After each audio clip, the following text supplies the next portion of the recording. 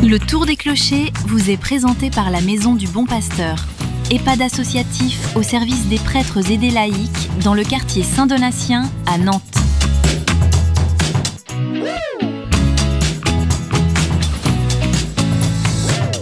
En direct de Vertou, jusqu'à 9h, c'est le Tour des Clochers. Partez à la rencontre de la paroisse et de la ville, avec Tiffaine Cellier et ses invités. –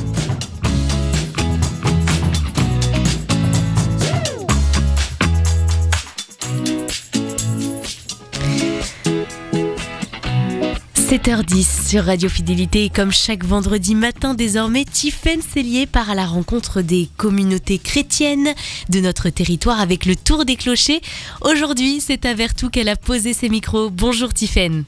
Bonjour Clara, bonjour à tous et bienvenue à vous tous qui nous écoutez pour ce premier Tour des Clochers de la saison. Je suis très heureuse d'être avec vous ce matin malgré l'heure matinale et nous sommes au sein de la maison paroissiale de Saint-François-des-Coteaux, une paroisse dynamique qui rassemble 4 clochers, Vertou, mais aussi Saint-Fiacre-sur-Maine, la Haye-Foissière et Château-Thébault. Paroisse que l'on va découvrir tout au long de cette matinée avec votre invité fil rouge. Et tout à fait, le Père Hubert Valette est à nos côtés jusqu'à 9h. Bonjour Père Valette.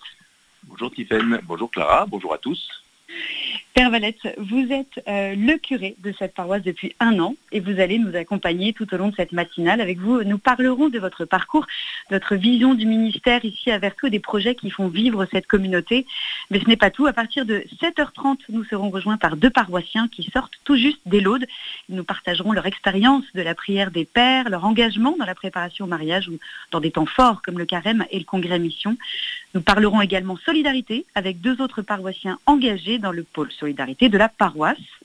Et puis dans la deuxième heure, Clara, dès 8h, nous accueillerons le maire de Vertou, Rodolphe Amaillon, pour parler de l'actualité municipale et de ses liens avec la paroisse. Ce sera aussi l'occasion dès 8h20 de découvrir le patrimoine religieux de Vertou avec Hervé Pellissier, paroissien et historien passionné de la ville et de ses monastères. Et nous terminerons enfin cette matinale avec Christian Petitot, le responsable de l'Arche, le CNV, qui accueille dans 4 foyers de vie à Vertou et à la Haye-Foissière une 40aine de résidents en situation de handicap. Bref, une matinée riche et vivante en perspective. Et qui commence maintenant sur Radio Fidélité. Le Tour des Clochers vous est présenté par la Maison du Bon Pasteur, EHPAD associatif au service des prêtres et des laïcs dans le quartier Saint-Donatien à Nantes.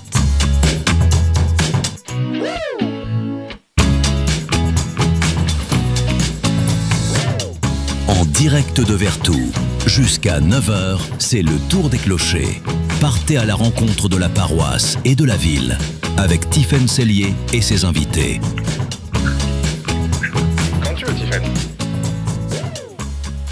Père Valette, merci de nous recevoir aujourd'hui dans votre maison paroissiale de Vertou. C'est un plaisir de pouvoir échanger avec vous au cœur de votre paroisse. Ça fait maintenant 1 an que vous êtes arrivé à Saint-François-des-Coteaux en septembre 2024. Entre nous, après une année aux commandes de cette paroisse à 4 clochers, je le disais, Saint-Fiacre, la Haye-Foissière, Château-Thébault et Saint-Martin de Vertou, est-ce que vous avez trouvé vos marques ou est-ce que vous découvrez encore des choses qui vous étonnent ? J'aime bien le « entre nous » qui est quand même tout relatif à la radio, mais il est vrai que je suis là depuis peu, que je découvre plein de choses qui m'émerveillent, notamment la vitalité de la communauté paroissiale qui ne m'a pas attendu pour vivre, heureusement. Il y a eu un certain nombre de curés avant moi, mais on sent que c'est une communauté qui a l'habitude aussi de se prendre en main. Et ça, c'est très agréable pour un curé, c'est-à-dire que je ne suis pas là pour tout organiser, de beaucoup s'en faut. Je suis là pour accompagner, me réjouir, communiquer peut-être, aider les gens à grandir, chacun là où il en est, mais c'est pas tout à fait le rôle qu'on peut avoir dans d'autres paroisses, moins riches peut-être, ou en tout cas moins développées en personne, en matériel. Donc vraiment une paroisse que je qualifierais de riche, mais vous voyez dans le sens positif du terme, évidemment, c'est-à-dire une paroisse qui sait se mettre en mouvement, ou dont les paroissiens savent se mettre en mouvement au service de la vie paroissiale, mais aussi de tous ceux qui l'entourent, de tous ceux qui viennent frapper à la porte, de tous ceux qui n'ont pas encore frappé à la porte, etc. Nos auditeurs ne réalisent peut-être pas l'ampleur du territoire, mais 4 clochers, c'est 4 réalités différentes. Est-ce que vous avez toujours votre GPS allumé ? Non, je n'ai plus de GPS allumé parce que les 4 clochers sont répartis de façon très harmonieuse, si j'ose dire. Il Il y a un centre de Vertou qui est plus imposant, ne serait-ce que par le nombre d'habitants dans la commune et puis par son activité. Et puis 3 autres clochers qui sont tout aussi importants, mais moins numériquement, et qui sont un peu construits en petites couronnes autour de Vertou. Donc c'est assez simple en fait géographiquement, et c'est une réalité qui n'est pas si ample que ça. J'ai des confrères en Loire-Atlantique qui sont responsables de 21 clochers, donc je ne vais pas parler d'amplitude ici, mais plutôt de recentrement, de ramassement. Et en même temps dans la diversité, comme vous le disiez, parce que la vie de Vertou et des 3 autres communes, c'est pas la même chose. Même au point de vue de l'organisation administrative, Vertou en fait appartient à l'agglomération nantaise, alors que les 3 autres clochers appartiennent à l'agglomération du côté du vignoble. Donc c'est pas la même réalité non plus. Vertou, un des slogans de Vertou, mais le maire vous le dira mieux que moi, c'est mi-ville, mi-vigne. Donc on a effectivement cette impression de à peine quitter Nantes pour entrer dans Vertou, même si la place de Vertou ressemble à vraiment une place de ville, de village, enfin en tout cas pas urbaine. Et puis les 3 autres, c'est vraiment davantage la campagne. Et ces 4 clochers, parce que Vertou en fait partie, sont très très aussi centrés sur la vigne en activité rurale. Donc ça crée une unité pour le coup. On reviendra à votre paroisse, notamment avec vos paroissiens qu'on verra à partir de 7h30, qui nous rejoindront à partir de 7h30. Je voudrais qu'on parle de vous. Votre parcours, il a un peu de quoi surprendre. Formation pour les travaux publics, puis prof de maths à Paris. À 27 ans, changement radical vers le sacerdoce. Vos anciens collègues de maths, ils ont dit quoi? Ils ont dit que vous aviez perdu la raison ou vous aviez trouvé la foi? Ils l'ont pas vécu de façon aussi radicale que vous le dites. Effectivement, de l'extérieur, il y a quand même un changement. Mais je suis toujours le même. Je n'ai pas eu d'étape particulièrement inexplicable ou irrationnelle. Je pense être même plutôt quelqu'un d'assez rationnel, sinon cartésien, ou les deux. Effectivement, une formation scientifique, ça y contribue peut-être, prof de maths aussi. Mais de l'intérieur, c'est plutôt une vie assez unifiée, dont j'ai découvert effectivement peut-être un peu tard qu'elle était notamment unifiée par ma foi et que cette foi-là, elle n'était pas que pour moi, évidemment. Donc l'appel au sacerdoce s'est fait tardivement, on pourrait dire statistiquement parlant, à 27 ans, mais je ne l'ai pas vécu comme une espèce de bouleversement. Je l'ai vécu comme une réalité qui s'est imposée à moi avec beaucoup de douceur, même si la chose a commencé à se discerner en avril de cette année 85 et que je suis entré en année de fondation spirituelle en septembre d'après, donc pas très longtemps après, mais bon, à 27 ans, on commence à être un petit peu mûr, donc on peut aussi prendre des décisions un peu rapidement, mais pas forcément dans la brutalité. En tout cas, ça n'a pas été mon cas. Alors vous avez été recteur du Sacré-Cœur de Montmartre pour débuter, puis vous êtes parti en Allemagne pour faire votre thèse. En 2006, vous arrivez en Loire-Atlantique au Pouliguen, puis en 2009, c'est Châteaubriand avec ses 21 clochers. En 2013, c'est à Saint-Clément à Nantes que l'on vous envoie.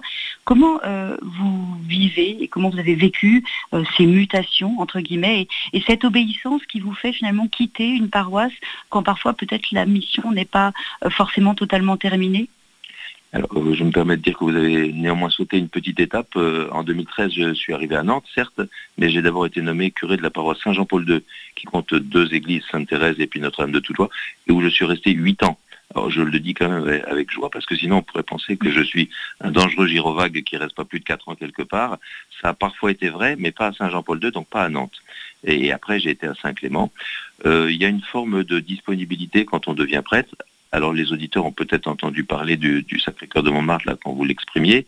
Ça veut dire que je suis originaire de Paris. Je ne sais plus si vous l'avez dit, mais même ma vie professionnelle de prof de maths, mes études, tout ça, j'étais parisien.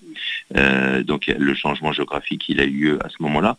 Mais que ce soit à Paris ou ici à Nantes, je me suis toujours vraiment compris en tant que prêtre comme un collaborateur de l'évêque. Alors le concile utilise même d'autres expressions, un frère, un ami, et tout ça je l'ai vécu, mais il y a une forme de disponibilité. Et lorsque l'évêque, par l'intermédiaire d'un vicaire général, me propose de changer de mission, je l'entends généralement avec beaucoup d'appétit, dans la mesure où j'imagine que lui, le vicaire général et son conseil ont finalement au moins autant d'informations sur le ministère que je suis en train d'accomplir ou sur celui vers lequel ils veulent me diriger que je n'en ai moi-même. Donc si j'ai des remarques à faire, évidemment je les fais. Il y a beaucoup de délicatesse aussi dans la façon dont les choses sont proposées, accompagnées. C'est une procédure qui dure en gros de février à juin. Donc vous voyez, il y a quand même vraiment beaucoup de temps. Mais voilà, c'est pour partir vers un service dont je pressens qu'il va me convenir puisqu'on me le propose. C'est peut-être une façon un peu courte de résumer, mais c'est comme ça que je l'ai vécu et je n'ai jamais été déçu sur ce point-là. Il y a peut-être des ministères qui ont été plus difficiles que d'autres, mais le principe est demeuré. Et donc d'arriver à Vertou est habité aussi par la même joie, le même enthousiasme, et qui n'a pas été déçu, comme je vous le disais au début. Et donc, vous nous avez parlé de Paris, vous êtes originaire de Paris, mais ce qui vous a amené en Loire-Atlantique sont des raisons familiales, que c'est assez original, c'est pas fréquent qu'un prêtre, qu'un curé change comme ça de lieu, soit expatrié. C'est à la fois très simple canoniquement parlant et assez rare effectivement. Pour le faire bref, j'étais recteur du Sacré-Cœur de Montmartre et encore donc du diocèse de Paris. C'est pas un ministère que j'ai vécu simplement, dont je m'en suis ouvert à mon évêque de l'époque, qui était un certain cardinal Lustiger, auquel je dois beaucoup. Et c'est lui qui a pris aussi la décision d'interrompre ce ministère, de me redemander de refaire des études que j'avais à peine commencées avant. Études qui m'ont conduite en Allemagne, puisque c'était le sujet de ma thèse. Et c'est pendant la fin de ces études de thèse que ma sœur est décédée. Alors ma sœur qui n'habitait pas à Paris, mais le point de rencontre familial, c'était le Croisic. Et en fait, ayant eu déjà le décès de mon père quelques 20 ans auparavant, la famille se resserrait un peu et j'estimais qu'elle avait aussi à profiter d'un resserrement géographique, notamment pour ma mère. Donc j'ai fait en sorte, parce que c'est pas le prêtre qui dicte à l'évêque ce qu'il doit faire, mais le prêtre peut donner à l'évêque toutes les informations pour que l'évêque prenne aussi une décision éclairée. Et en l'occurrence, c'était le cardinal 23 qui était devenu archevêque, que je connaissais fort bien. C'était Monseigneur Soubrier, qui était l'évêque de Nantes, que je connaissais fort bien aussi, puisque c'était un ancien Parisien qui m'avait connu comme séminariste et comme prêtre. Donc la triangulation, si vous voulez, s'est faite tout simplement. Et c'est vrai que j'ai été très bien accueilli dans le diocèse de Nantes et que ça m'a convenu parfaitement. Et je suis très heureux d'y être prêtre incardiné, comme on dit, puisque l'expression que vous cherchiez tout à l'heure, c'est celle-là. On est excardiné d'un diocèse quand on est incardiné dans un autre. Mais il n'y a pas eu une seconde de ma vie sacerdotale où je n'ai pas été prêtre diocésain de Paris d'abord, puis de Nantes ensuite. Merci d'avoir remis les bons termes, parce que excardiné ou incardiné, c'est mieux qu'expatrié. Mais enfin, on a compris le sens.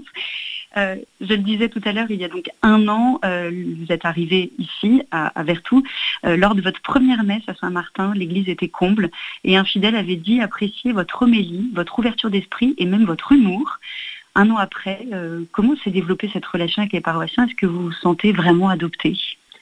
Alors, je me suis senti tout de suite tout à fait adopté. Je me rappelle cette messe d'installation que le père François Renaud présidait fort fraternellement. C'est un enfant de Vertou, le père François Renaud. Et je sais aussi que dans le premier mois où je suis arrivé, la paroisse avait organisé, donc depuis de longs mois bien sûr, un congrès mission. Vous savez, c'était la saison des congrès missions.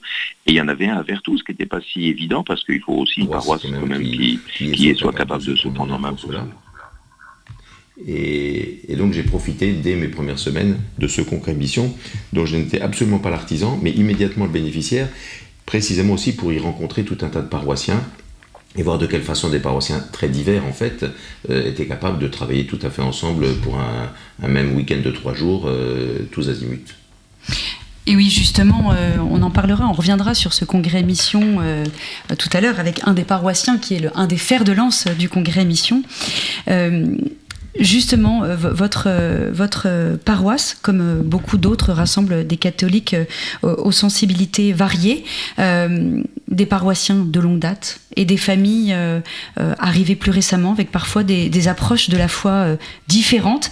Comment est-ce que vous vivez cette diversité au quotidien ? Bien le mieux possible, autant qu'eux-mêmes la vivent, parce que c'est d'abord de eux qu'il s'agit effectivement. Je constate une chose, alors qui pourrait paraître anecdotique, mais qui ne l'est pas, c'est que les horaires des messes, qui datent déjà de quelques mois ou années, font que le dimanche matin dans cette paroisse, il n'y a qu'une seule messe. Elle est à 10h30, elle est à Vertou, et puis une messe le samedi soir dans l'un des 3 clochers en tournant. Et le fait d'avoir une seule messe en fait dominicale est extrêmement important parce que ça permet d'abord que l'église soit pleine tous les dimanches et pas seulement quand j'y suis installé, qu'il y ait la variété des personnes que vous évoquez, de génération, de sensibilité comme on dirait aujourd'hui, avec beaucoup d'enfants aussi. C'est une paroisse qui est très riche en enfants. Et que la liturgie est prise en main par des équipes liturgiques, comme ça se fait aussi dans certaines paroisses, paroisses qui elles-mêmes sont variées. Donc dans la liturgie du dimanche, il y a aussi, on entend éventuellement des choix de chants, des choix de prières qui peuvent être un peu divers, mais qui sont toujours dans la même messe où il y a tout le monde. Et là, je crois qu'on peut vivre plus intensément que dans d'autres endroits à quel point le mystère de l'Eucharistie qu'on célèbre fait l'Église. Alors c'est une formule bien connue qu'on doit au cardinal de Lubac, entre autres, mais voilà, l'Église célèbre l'Eucharistie, ça on le sait, puis on essaie d'y aller tous les dimanches, mais que l'Eucharistie fasse l'Église, c'est plus compliqué parfois à vivre. Ici, je trouve que ça se vit assez naturellement et ça fait l'Église dans sa diversité. Donc c'est une expérience vraiment très, très positive, elle aussi.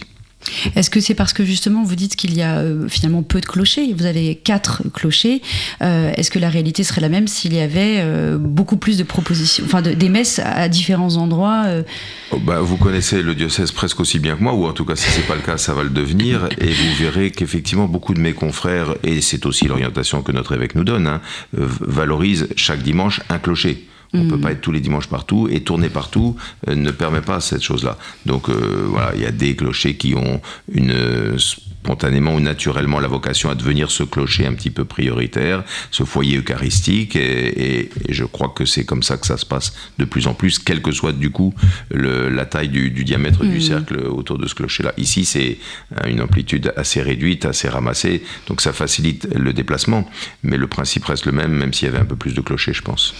Et donc c'est quelque chose d'enrichissant, plus que de demande de diplomatie, d'après ce que je comprends. Absolument, absolument. Même si chacun doit être diplomate, mais pas seulement le curé, évidemment. Le curé ne peut encourager à ce que tout le monde s'aime, mais si les gens s'aiment pas, c'est pas le curé qui va le faire à leur place. Et ici, je trouve que ça se fait bien. Alors, vous êtes quand même curé de paroisse, vous êtes toujours dans le pôle formation du diocèse ? De moins en moins. Je ne suis plus dans le service de formation depuis cette année. Je suis encore responsable de la formation des prêtres. Et puis je participe de loin à la formation des laïcs, mais je l'ai été quand même pendant très longtemps. Et puis, vous êtes aussi responsable des relations avec le judaïsme ? Je suis accompagnateur du service diocésain avec des relations avec le judaïsme. Vous n'avez pas peur de vous ennuyer ? Si vous voulez actualiser vos fiches, sachez que j'ai une autre mission depuis le 1er septembre qui m'enthousiasme aussi, mais qui commence à peine, c'est d'être l'accompagnateur des prêtres âgés de plus de 75 ans dans le diocèse, une mission que le père René Pentier a accomplie pendant 13 ans, et qui consiste justement à avoir un soin fraternel de ses confrères dans leur cadre d'existence divers et variés, alors avec une équipe interdisciplinaire dont je suis le prêtre référent. Ça va me faire voyager peut-être aussi moins que vous, mais quoique on peut aussi se recroiser à différentes occasions lorsque je dirais voir des confrères dans des paroisses. Donc vous comptez sur les laïcs peut-être pour mener à bien tous les projets pastoraux ? Ici, c'est même pas que je compte sur eux, c'est de fait ce qui se passe. Là, on vous en parlera sans doute, mais on a eu dimanche dernier une journée de rentrée paroissiale tout à fait exceptionnelle qu'on a cumulé, combiné avec un pèlerinage dans le cadre du Jubilé de l'Espérance et qui s'est passé à Pontchâteau. La journée de rentrée paroissiale à Pontchâteau, il y avait plus de 300 personnes. Alors, on se rend pas bien compte, mais quand même, quand il faut déplacer des gens, des familles, on avait fait le choix d'ailleurs des déplacements individuels pour faciliter le travail des familles par rapport à des déplacements en car. Donc, se retrouver si nombreux, ça veut dire qu'il y a plein de gens qui se sont bougés. Voilà. Je vous dis, moi, j'accompagne le mouvement, je préside ce que je dois présider, je décide et j'espère ce que je dois décider, mais je suis assez peu force de proposition et d'initiative dans l'histoire. D'accord, donc vous arrivez à mener à bien toutes ces missions. Mais il faut faire attention quand même aux prêtres. On parle beaucoup de la surcharge des prêtres, et là, des curés, il faut faire attention. Merci, mais jusque-là, je n'ai souffert ni de surcharge, ni de solitude, ce qui est aussi un mot qu'on utilise et qui peut être une réalité, mais ça n'est pas mon cas. Allez, on marque une courte pause, restez avec nous. On se quitte juste pour la publicité, on se retrouve juste après. En direct de Vertou, c'est le Tour des Clochers. Toutes les assurances se valent, me direz-vous? Eh bien non. La mutuelle Saint-Christophe Assurance couvre mon logement, ma voiture et ma santé à prix compétitif. Et elle œuvre pour un monde fraternel. Cette année, elle fait un don de 50 000 € à l'Ordre de Malte France pour un accueil Malte à Toulon, un centre qui secourt et soigne les plus démunis. Enfin, un assureur qui va dans la même direction que ma foi, sans dépasser mon budget. Mutuelle Saint-Christophe Assurance, l'assurance au cœur fraternel. Entreprise régie par le Code des assurances. Plus d'informations sur leur site. Un tableau ancien, un bijou, des vins précieux ou une antiquité asiatique. Faites-les expertiser par maître Paul-Marie Musnier, commissaire-priseur dans tout le Grand Ouest. Estimation, vente, expertise, il met son savoir-faire en toute confidentialité au service de vos biens, qu'ils viennent d'une succession ou de votre grenier. Maître Musnier vous accueille dans son bureau nantais ou se déplace à domicile. Appelez le 06 62 888 105. 06 62 888 105. Et retrouvez toutes les infos sur www.milon.com. En direct de Vertou, c'est le Tour des Clochers. C'est bien à Vertou que nous avons posé nos micros pour cette matinale Tour des Clochers que vous retrouverez désormais chaque vendredi.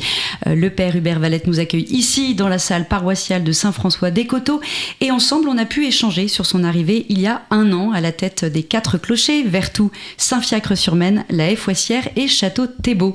Et à l'instant ce sont 2 paroissiens engagés qui nous rejoignent après avoir suivi les laudes avec la prière des pères, un rendez-vous qu'ils partagent chaque vendredi si je ne me trompe pas. Bonjour Benoît Siot, bonjour Mathias Holguin. Bonjour Tiffaine. Bonjour. En préparant cette émission, j'ai constaté une vraie vitalité paroissiale ici à Vertou. Vous êtes tous les deux pères de famille et en activité professionnelle. Avant de vous présenter, de parler de vos missions au sein de la paroisse, j'aimerais comprendre ce que représente pour vous ce temps de prière des pères que vous venez de partager. Qu'est-ce qui vous pousse à vous lever si tôt chaque vendredi pour ce rendez-vous spirituel, Benoît ? C'est mon heure habituelle de lever, donc c'est pas. Ça vous dérange pas ? Ça me dérange pas, c'est complètement inscrit dans le quotidien, et c'est vraiment une parenthèse extraordinaire. C'est d'abord évidemment la prière, et puis c'est la fraternité avec tous ses frères, les pères. Ça fait maintenant près de 20 ans que cette prière des pères existe. Vous êtes combien ? Vous êtes combien à la prière des pères ? On est entre 10 et 20 selon les jours. Oui. Pour ma part, j'ai découvert une longue tradition en arrivant il y a 4 ou 5 ans. Et ce rendez-vous hebdomadaire permet chaque vendredi d'approfondir un petit peu plus ces textes de la prière des laudes qui reviennent régulièrement et qui, ma foi, nous font démarrer la journée du bon pied. Et vous avez besoin, là je vous ai privé du père Hubert Valette pour cette prière des pères, mais vous pouvez vous débrouiller sans lui ? Comment ça se passe ? Il n'y a pas d'adoration, c'est ça le Saint-Sacrement n'est pas exposé, et on prie comme prient les moines, comme prient. En silence. Alors en silence. Il y a des chants. En silence, non. C'est l'autre dimension très forte, c'est que c'est autour des psaumes et que les psaumes sont psalmodiés. Et qu'on est donc dans ce rythme, cette rythmique des psaumes qui est extraordinaire parce que ça nous porte. Donc il y a les 3 psaumes centraux, il y a un psaume d'introduction, il y a le psaume de fin, enfin voilà, on chante. Et on a la chance d'avoir Jean-François qui nous accompagne à l'orgue en plus. Ouais. C'est quelque chose qui existe dans d'autres paroisses ou c'est spécifique ? Enfin, est-ce que vous avez vu ça dans d'autres paroisses ? Oui, j'ai vu, c'est pas très fréquent. Le père Valette, pardon, j'ai dit le père Vertou. Le père Valette fait sinon de la tête. C'est catégorique, c'est que moi j'en connais pas, c'est tout. Moi j'ai d'autres exemples, mais ils sont rares. Enfin voilà, c'est pas une généralité. Je vais me tourner vers vous, Benoît Siot. Vous accompagnez depuis longtemps les couples dans la préparation au mariage. Pourquoi cette mission ? Les couples... Je vous en prie, allez-y. Les couples dans la préparation au mariage, ce qui est extra, c'est... au début, on y va pour rendre service. Parce qu'on se dit, ça fait partie des services de paroisse. Et puis, après avoir fait de la préparation au baptême, c'est intéressant aussi d'accompagner les couples pour le mariage. Et puis on se rend compte qu'à chaque rencontre, avec les fiancés, chaque soirée animée, chaque célébration à laquelle on peut participer pour justement aller jusqu'au bout avec ceux qu'on a préparés, il se passe quelque chose. À chaque fois, c'est pas comme un renouvellement de nos vœux de mariés, mais c'est à chaque fois l'esprit est là. Et c'est vraiment une grâce. Vous faites ça avec votre femme, puisque l'animation de préparation mariage se passe en couple, pour ceux qui ne connaissent pas. Comment est-ce que vous voyez évoluer les attentes des jeunes couples aujourd'hui ? Puisque ça fait maintenant un certain nombre d'années que vous faites ça. Une dizaine d'années, oui. Alors, les attentes sont toujours les mêmes. pris de manière très très large, c'est-à-dire c'est toujours, je parle de ceux qui ne sont pas pratiquants, fervents, et qui à cette occasion-là se rapprochent de l'Église. Ils sentent qu'il y a quelque chose, et quelque part ils le disent en disant si on ne se marie pas à l'Église, il nous manquera quelque chose.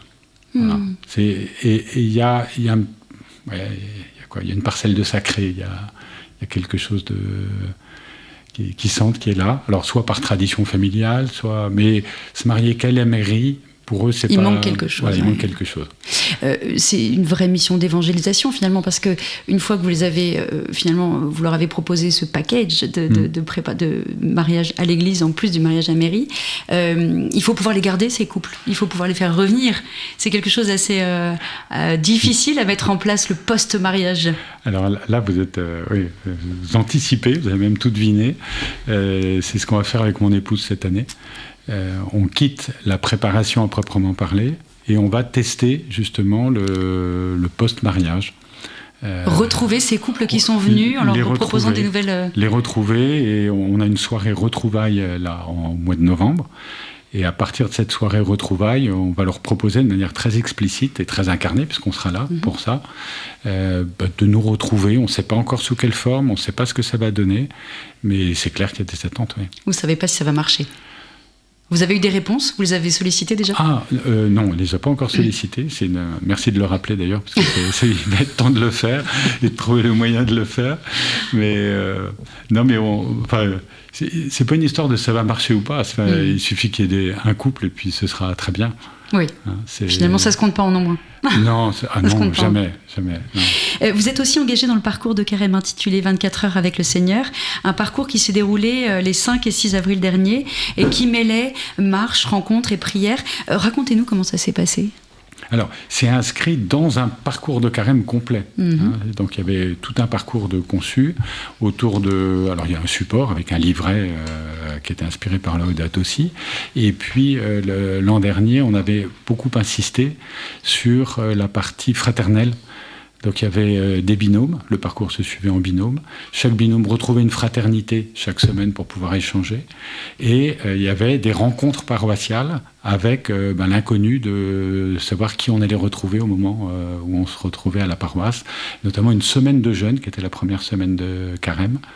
Et tous les soirs, on se retrouvait à l'église, autour du Père Hubert, avec un témoignage et puis des rencontres et des discussions entre paroissiens qui étaient là. Et on était une trentaine à chaque fois, et avec des personnes qu'on découvrait pour la plupart, pour la première fois, des gens avec lesquels normalement on n'échangeait pas, des mélanges de générations. Et c'est dans tout ce cheminement-là, avec un rendez-vous hebdomadaire pour l'adoration, que c'est inscrit ces 24 heures pour le Seigneur, où on est parti c'était un samedi matin, 10h du matin, on est parti de Vertou, on a marché jusqu'à Château-Thébault, de Château-Thébault on a marché à Saint-Fiacre, de Saint-Fiacre jusqu'à la Fouetière, là on a dormi à l'Arche, et le lendemain on est revenu sur Vertou. Et alors ce qui était extraordinaire, c'est que dans chaque clocher, on était accueillis par une équipe locale, donc 2 personnes qui vraiment sont depuis des années, qui en général ont grandi là, se sont mariées là, et qui nous accueillaient pour nous présenter leur église. Alors qu'on connaît, parce qu'on y va de temps en temps pour les offices. Mais, une autre façon de se rencontrer. Mais il y avait, c'était vraiment c'était incroyable. Et puis des familles entières avec des enfants qui venaient nous rejoindre pour marcher 2 heures, 3 heures avec nous. Et vous allez réitérer ça, justement? Ça, sûrement, oui. Oui.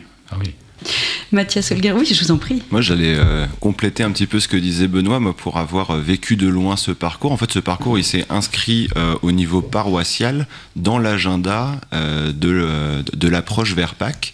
Et bien que tout le monde n'a pas participé à toutes les propositions de ce parcours, l'agenda du carême a été adapté de manière à ce que chacun et chaque paroissienne puisse participer d'une manière ou d'une autre à ces adorations, et à toutes les propositions qu'il y a pu y avoir.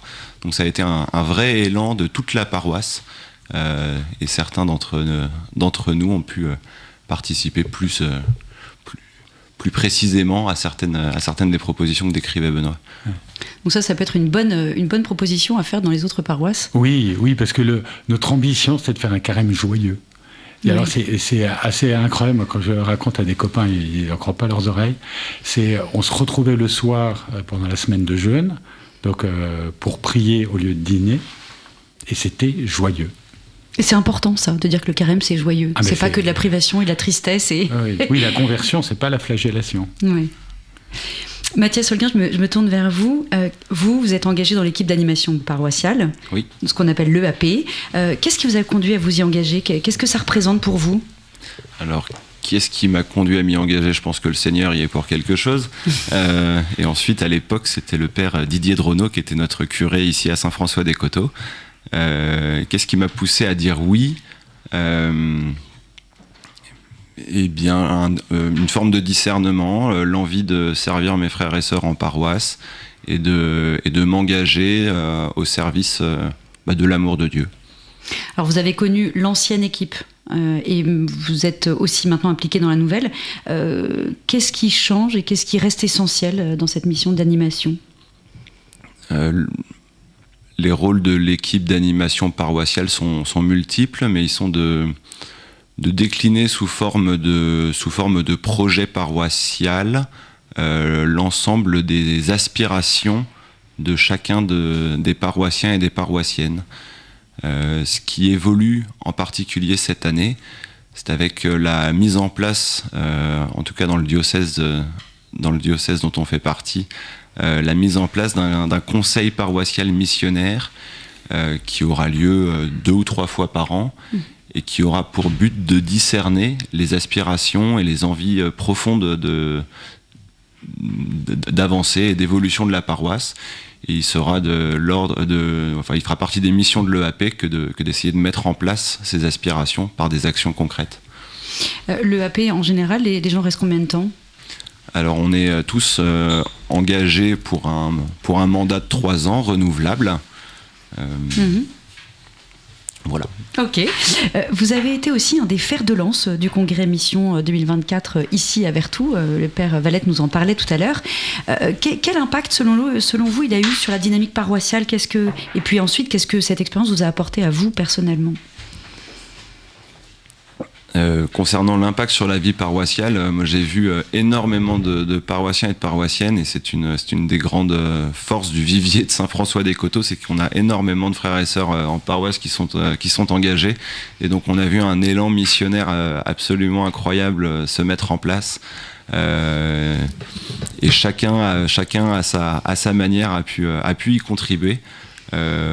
Moi personnellement, ce que ça m'a apporté, c'est beaucoup de joie, parce que au final, être chrétien, c'est pas seulement aller à la messe le dimanche, ce sont bien d'autres choses, et une vraie vie paroissiale intense qui offre de multiples occasions de se retrouver entre amis, entre paroissiens, et ça a été une belle occasion. Oui, Benoît, quel a été votre ressenti sur ce congrès Mission? C'était le premier, la première fois que ça se passait en paroisse. Ouais, surtout la mixité, la diversité. On était entre les stands, par exemple, on était à côté de personnes que moi je connaissais peu, et puis on a pu discuter, voir ce qu'ils faisaient, comment ça se passait. Enfin, c'était très joyeux et très ouvert, très paisible finalement, je sais pas comment dire. Ouais. Très paisible, très joyeux. La buvette y était aussi pour quelque chose. Benoît Siot, Mathias Holguin, on imagine que votre métier et votre famille vous occupent quand même beaucoup. Comment est-ce que vous réussissez à concilier cette vie professionnelle, personnelle et votre engagement paroissial? On entend souvent des gens dire « j'aimerais m'engager mais j'ai pas le temps, j'ai trop de choses à faire à la maison, etc. » Qu'est-ce que vous pourriez dire à des gens qui se posent la question de s'engager? Oui, c'est faisable, oui, c'est possible. Alors moi j'ai la chance déjà d'avoir une femme formidable et qui me laisse du temps pour pouvoir m'engager au service des autres, et en même temps cela m'épanouit, donc elle me voit heureux de le faire. Ensuite j'ai aussi la chance de pouvoir concilier avec mon travail, de pouvoir me libérer et de donner du temps. Et maintenant je crois que avant tout il faut s'interroger sur nos aspirations profondes et qu'est-ce qui nous paraît le plus important. Et si vraiment on considère que le plus important c'est aussi Dieu, eh bien prendre du temps pour Dieu, ça ne peut pas être une contrainte. Benoît, de votre côté? Alors moi c'est plus simple parce que mes enfants sont grands, donc j'ai pas à les assister le soir, puis ils ont quitté la maison. Oui, mais il y a 10 ans vous étiez déjà engagé. Il y a 10 ans j'étais déjà engagé, oui. Et puis plus récemment je suis passé au 4-5e, donc ça me libère du temps aussi pour... donc ça demande du temps, c'est vrai, mais on peut le trouver. Oui, on le trouve, et puis c'est du temps. Alors moi je me rappelle très bien, enfin, les soirées mariage par exemple, le nombre de fois où on est monté à la paroisse en traînant les pieds, mais vraiment avec des pieds de plomb, en se disant mais pas ce soir, quoi. Enfin, on rêve que d'une chose, d'avoir une soirée peinarde, tranquille, et puis on repart, on touche pas terre, quoi. Ouais. Tellement on a reçu de grâce.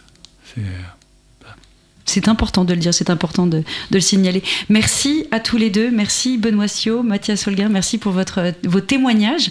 Et puis on accueille maintenant 2 membres du pôle Solidarité, je vous en prie, prenez place. Et puis bonne journée à vous Mathias et Benoît. Merci. Donc Sandrine Degnaud et Gérard Favreau nous ont rejoints. Je vous en prie, prenez place. Bonjour Sandrine. Bonjour Gérard. Bonjour. Vous êtes des acteurs du pôle Solidarité de la paroisse. Le pôle Solidarité, c'est pas une simple structure caritative, mais un lieu de veille, de mise en réseau et de proximité avec les plus fragiles. Concrètement, comment ça se traduit à Vertou ?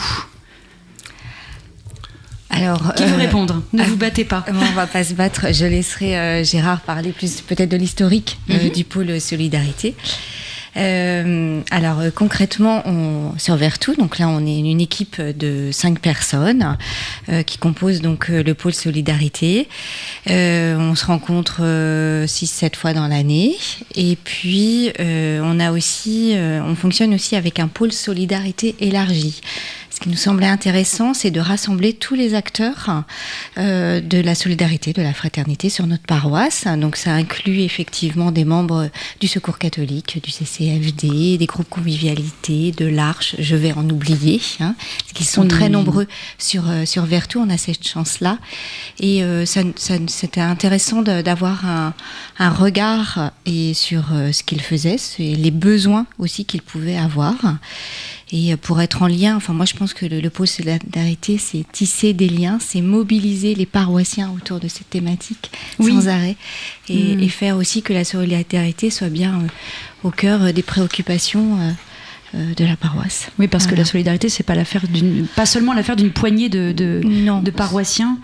Non, c'est pas un groupe à part. Hein. Ouais. Il s'agit pas seulement d'aider, mais aussi de faire avec. Qu'est-ce que ça veut dire concrètement ? Qu'est-ce que vous voulez me dire justement des actions mises en place ? Alors, je veux prendre la parole à mon tour. En fait, ce qui a été mis en place, ça date déjà de 2007 maintenant, donc ça fait déjà... Ah oui, un sacré bout de temps. Un sacré bout de temps, ouais. Donc au départ, on a mis en place la solidarité en lien, comme disait Sandrine, avec d'autres associations qui étaient engagées dans l'attention aux plus pauvres, comme le Secours catholique aussi, Habitat Humanisme, les Petits Frères des Pauvres, voilà, donc un certain nombre d'associations et puis aussi de personnes engagées, notamment dans l'Action catholique, du CMR, de l'ACI et l'ACO. Voilà. ACI, c'est Action catholique... Action catholique indépendante, voilà, et ACO, Action catholique ouvrière. Voilà. Il y en a qui ne connaissent pas. Donc. Voilà, les acronymes sont importants de les expliquer. Ouais. Ne soyons pas entre initiés. Ouais. Donc plusieurs choses ont été réalisées. D'abord, on a visé à faire connaissance un peu avec les lieux qu'on avait sur la paroisse qui accueillaient des gens en précarité, tels l'Arche, tels les Petits Frères des Pauvres. Et donc, on a commencé par justement faire un peu le point sur notre paroisse de ce qui existait et de prendre connaissance et contact avec ces personnes-là. Ensuite, on s'est aperçu que beaucoup de gens qui passaient à l'accueil demandaient où ils pouvaient trouver à manger, se laver et tout. Donc on est passé à la réalisation de fiches d'urgence, et notamment avec la mairie de Vertou. Et donc en commun, on a réalisé un fichier de ces documents, donc qui était distribué à la fois par la commune et par la paroisse. Donc les gens s'adressaient directement à vous ? Ils venaient à l'accueil notamment, et puis on a transféré ces fiches qu'on appelait des fiches d'urgence aussi aux associations qui pouvaient en avoir besoin pour leur propre, leur propre personne, quoi. Voilà. Et puis dans la suite, il y a eu des soirées débats, notamment autour d'un film qui était Versailles à l'époque. Il y a eu aussi, avec d'autres pôles solidarité, notamment de Saint-Sébastien et puis Beautour, la réalisation d'une pièce qui s'appelait le procès de l'exclusion, où on a fait intervenir des témoins un petit peu pour parler un peu de la façon dont ils intervenaient auprès des gens en fragilité. L'idée, c'est de donner envie aux gens de s'impliquer. Oui, c'est ça, c'est-à-dire que au travers de ces propositions, au niveau du pôle solidarité, on a voulu remplir une des missions premières, qui est de conduire un travail de sensibilisation des communautés chrétiennes. Et par rapport à ça, donc, dans le cadre de ce entre guillemets procès contre l'exclusion, ça a permis un peu aux paroissiens de découvrir différents types d'associations aussi, qui œuvrent pour lutter contre justement la précarité. Que ce soit ici ou ailleurs, dans des lieux proches, comme on a dit tout à l'heure, que ce soit à Sébastien ou enfin, dans le secteur, on va dire. Et puis d'autres activités, comme une soirée sur le diaconat, et puis ensuite, on a mis en place, à partir de 2016, une fête de la solidarité qui a lieu donc qui a eu lieu tous les ans et qui aura lieu la prochaine, donc le 11 octobre 2025. Et une fête de la solidarité, tout simplement pour permettre aux gens qui sont plutôt en situation d'isolement, on peut dire, de fragilité, de pouvoir avoir un moment de fête, c'est-à-dire de venir avec des personnes qui peuvent les conduire à cette fête. Elle a lieu à la salle Sévria à la Effoissière. Donc c'est ouvert à tous ? C'est ouvert à tous. Ouais. Donc on note le... Voilà, c'est le 11 octobre. Ça tombe un samedi. C'est un samedi après-midi, ouais. Samedi après-midi, 11 octobre. De 14h à 18h, avec possibilité de célébrer ensemble la messe à la Effoissière à 18h30, après, pour ceux qui le souhaitent. Ce pôle solidarité, j'imagine que votre mission première, c'est d'éveiller les consciences pour que les gens s'impliquent dans des associations d'aide, mais vous accompagnez aussi des personnes dans des situations de détresse assez variées. Ça nous est arrivé notamment dans l'accueil de familles irakiennes qui sont arrivées sur la paroisse, et donc la demande avait été faite à la paroisse s'il y avait une possibilité de les accueillir, et par chance il y a une personne qui a bien aimablement voulait vendre une maison, et elle a retardé la date de la vente pour permettre à cette famille de pouvoir loger en attendant qu'au niveau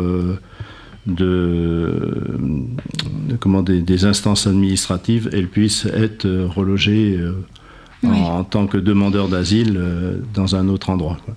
Donc ça a permis au niveau de la paroisse de créer tout un collectif, si on peut dire, pour permettre le transport de ces personnes, l'apprentissage, déjà commencer l'apprentissage du français, trouver de quoi aussi aménager la maison, parce qu'il n'y avait rien, il y avait la maison, donc il a fallu trouver des lits, des tables. La générosité a été au rendez-vous à ce moment-là ? Et donc là, ça a mis en route pas mal de gens au niveau de la paroisse, au niveau de cette générosité, comme vous dites. Sandrine Denieux, qu'est-ce qui fait que vous êtes investie dans ce pôle solidarité ? Vous êtes, je précise, infirmière, voilà. Qu'est-ce qui vous a motivé ? Qu'est-ce qui vous anime ? Alors, c'est Gérard qui est en face de moi, qui est venu me chercher pour participer à Diaconia 2013. Voilà, déjà. Moi, j'étais responsable d'ACE, ici, Action catholique des enfants. Et puis voilà, donc j'ai réfléchi, j'ai répondu positivement à cet appel. Ça a été une découverte, ce Diaconia 2013 à Lourdes, cet événement. Alors je retiens une phrase, enfin pas qu'une phrase, mais une phrase notamment qui m'a fait m'engager après. C'était l'église est un diamant. Un diamant, vous savez, il y a des faces polies, il y a des faces un peu cabossées. Et ben c'est ça, moi, l'église. Voilà. Et ces faces cabossées, elles m'attirent. et donc, du coup, m'ont donné envie de m'investir un peu plus.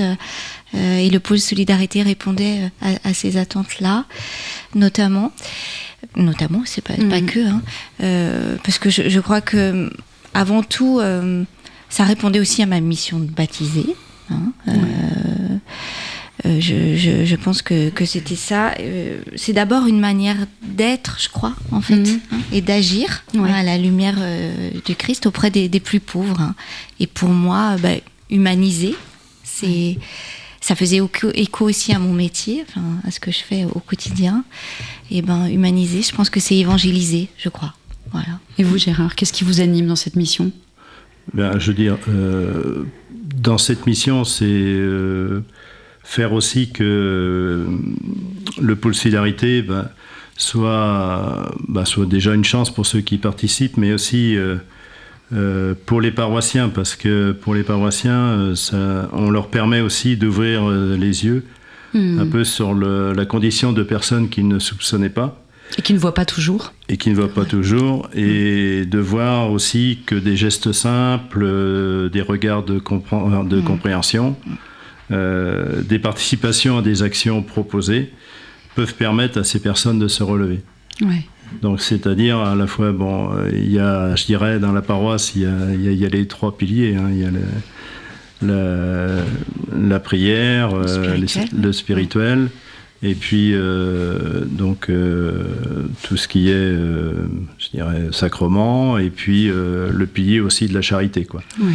Et je crois faut pas qu'il soit oublié. Donc le pôle solidarité est un peu là pour, disons, faire le rappel, et donc pour ça proposer. On n'est pas en tant que pôle solidarité un mouvement d'action comme peuvent l'être le Secours catholique ou autre. Mais on est là aussi pour mettre... Il y a de l'action quand même. C'est ça, c'est tisser des liens entre les gens, montrer que c'est possible à chacun.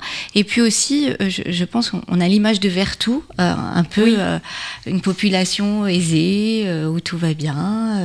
Mais ce n'est pas que ça. Et ce n'est pas que ça. Il y a des personnes en situation de fragilité, économiquement, psychologiquement. Et donc voilà, être attentif. Donc tous les paroissiens qui nous écoutent le sauront maintenant. Je suis désolée, il est 7h57. On revient juste après les informations pour poursuivre notre découverte de Vertou avec Monsieur le maire qui nous rejoindra pour nous parler de cette commune de 25 000 habitants et de ses liens avec la paroisse Saint-François des Coteaux. Et puis on évoquera un bout d'histoire du patrimoine religieux avec Hervé Pellissier. Restez bien avec nous sur Radio Fidélité. La suite du Tour des Clochers à Vertou, c'est juste après l'essentiel de l'information. Le Tour des Clochers vous est présenté par la Maison du Bon Pasteur, EHPAD associatif au service des prêtres et des laïcs dans le quartier Saint-Donatien à Nantes.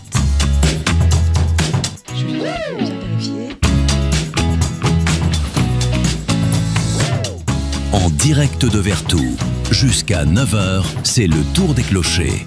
Partez à la rencontre de la paroisse et de la ville avec Tiffaine Sellier et ses invités.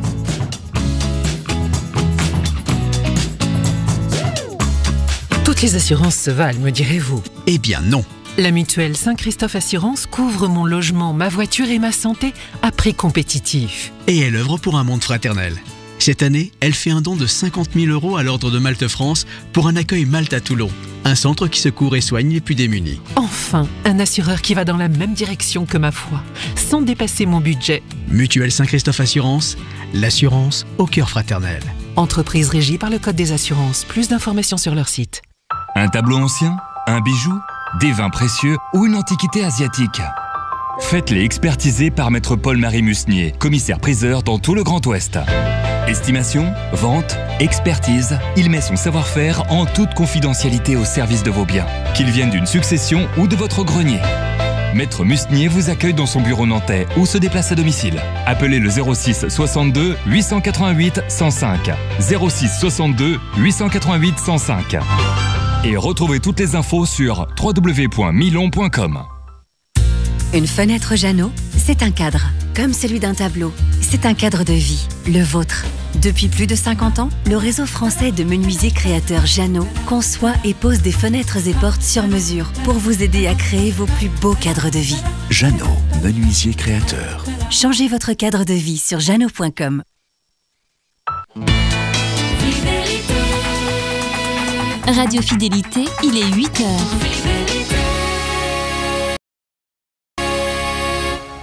Et on continue notre matinale spéciale Tour des Clochers avec l'essentiel de votre actualité.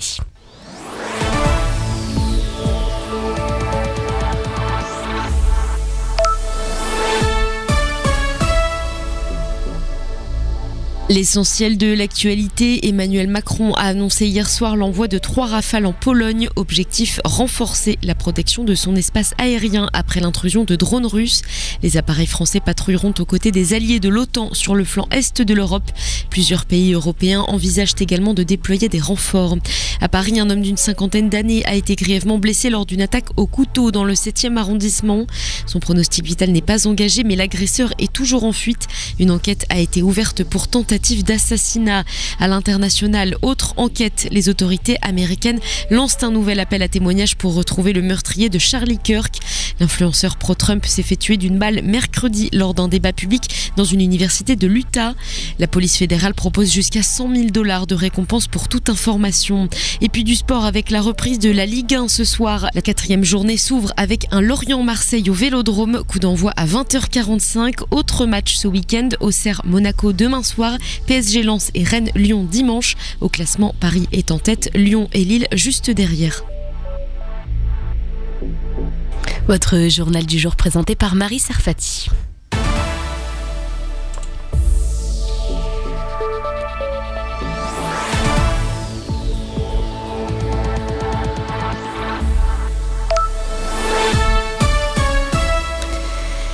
Et pour votre journal d'actualité locale, la rentrée, c'est aussi l'heure des bons plans. Aujourd'hui débute le grand déballage des commerçants du centre-ville de Nantes. Près de 150 boutiques participent avec des promotions sur la mode, la déco, les jeux ou encore les gourmandises.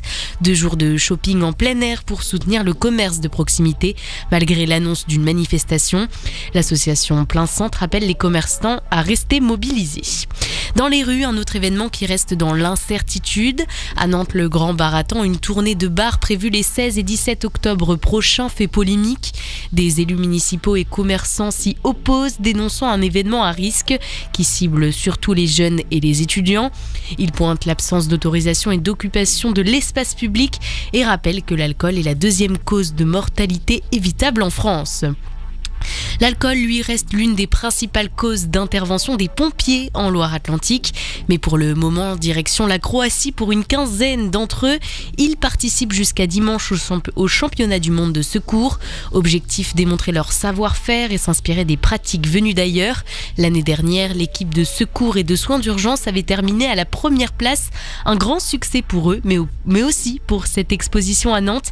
Et oui, l'exposition aux Cousailles au château de Nantes a pu accueillir 147 000 visiteurs qui, eux, ont pu découvrir les œuvres du maître japonais, dont la fameuse Grande Vague. Tous les créneaux de visite avaient été pris d'assaut, laissant place aux frustrations. Le musée aux Cousailles a d'ailleurs annoncé qu'il reprendra le projet nantais lors de son exposition anniversaire prévue en octobre 2026. Voilà pour l'essentiel de l'actualité et tout de suite votre météo du jour.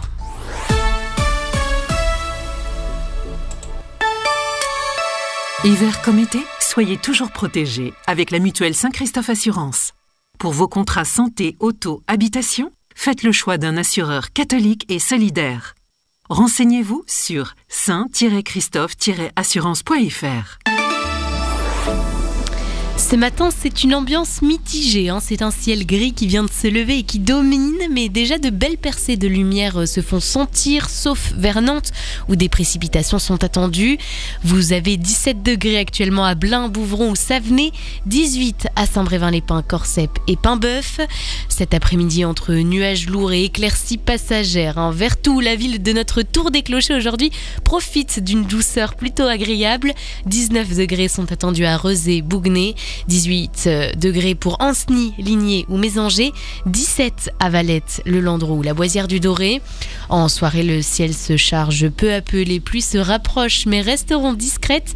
16 degrés sont prévus à Gorges, La Foissière et Monnières, 17 à Médon-sur-Sèvre, Le Palais et Saint-Fiacre-sur-Maine et 15 degrés sont attendus à la Bernerie, Les Moutiers ou encore Villeneuve-en-Ré. Cette nuit, quelques précipitations éparses sous un ciel voilé, une douceur maintenue entre 15 et 16 degrés. Voilà pour votre météo du jour et on retrouve le tour des clochers juste après une courte pause de publicité. On revient. Un tableau ancien, un bijou, des vins précieux ou une antiquité asiatique. Faites-les expertiser par maître Paul-Marie Musnier, commissaire-priseur dans tout le Grand Ouest. Estimation, vente, expertise, il met son savoir-faire en toute confidentialité au service de vos biens, qu'ils viennent d'une succession ou de votre grenier. Maître Musnier vous accueille dans son bureau nantais ou se déplace à domicile. Appelez le 06 62 888 105. 06 62 888 105. Et retrouvez toutes les infos sur www.milon.com. Le Tour des Clochers vous est présenté par la Maison du Bon Pasteur, EHPAD associatif au service des prêtres et des laïcs dans le quartier Saint-Donatien à Nantes.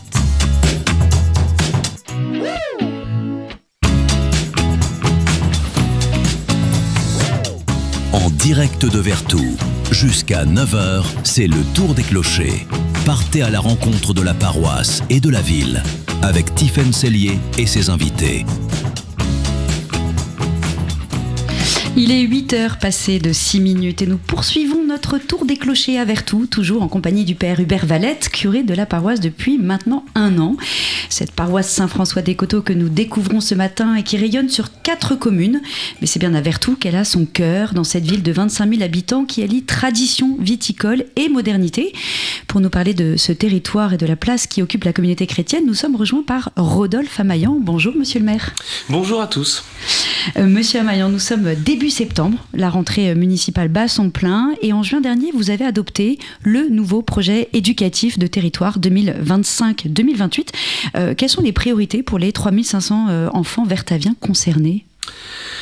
C'est une grande question puisque le projet éducatif de territoire fait suite au précédent qui fait lui-même suite au précédent, donc c'est plus un outil de continuité.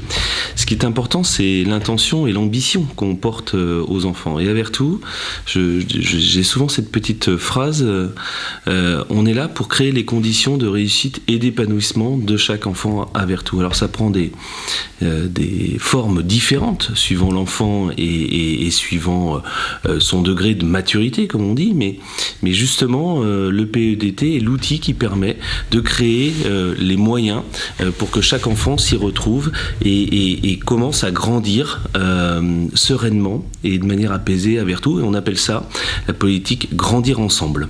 Alors, si je vous pose cette question, c'est parce que, effectivement, j'ai le sentiment, je pense que vous allez acquiescer, que Vertou grandit, s'étend de plus en plus, ou en tout cas appelle beaucoup d'habitants de Nantes qui pourraient se trouver en situation où les loyers sont trop chers, où finalement il fait plus meilleur et la vie est plus douce à Vertou. La population croît, il faut pouvoir répondre aux attentes et justement à ces enfants qui arrivent. Comment vous arrivez concrètement à gérer cet afflux de population ?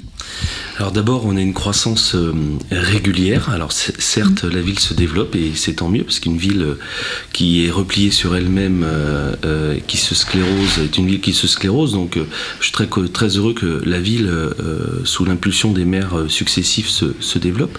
Je voudrais juste tempérer, c'est un développement raisonné puisque dans les années 60 par exemple, la ville de Vertou avait le même nombre d'habitants que la ville de Saint-Herblain. Et aujourd'hui, Vertou, c'est 2 fois moins d'habitants que Saint-Herblain. C'est pas pour juger Saint-Herblain, ni Vertou d'ailleurs, mais on a eu des choix différents de progression et d'attractivité. Néanmoins... Quel choix, quand vous parlez de choix ? Des choix historiques, sans doute d'aménagement du territoire. Je n'ai pas fait d'archéologie et d'histoire. On verra ça avec M. Pellissier. Voilà, d'urbanisme, mais il y a eu des choix différents. En tout cas, il y a eu une population qui est arrivée de manière moins forte, tout en ayant toujours une croissance régulière. Et donc, Cette croissance régulière, elle permet aussi de satisfaire les services, de permettre que les enfants soient bien accueillis. Et j'en veux pour exemple que à quasiment 27 000 habitants désormais, juste pour corriger un peu les chiffres. Plus de 25 000, bien plus.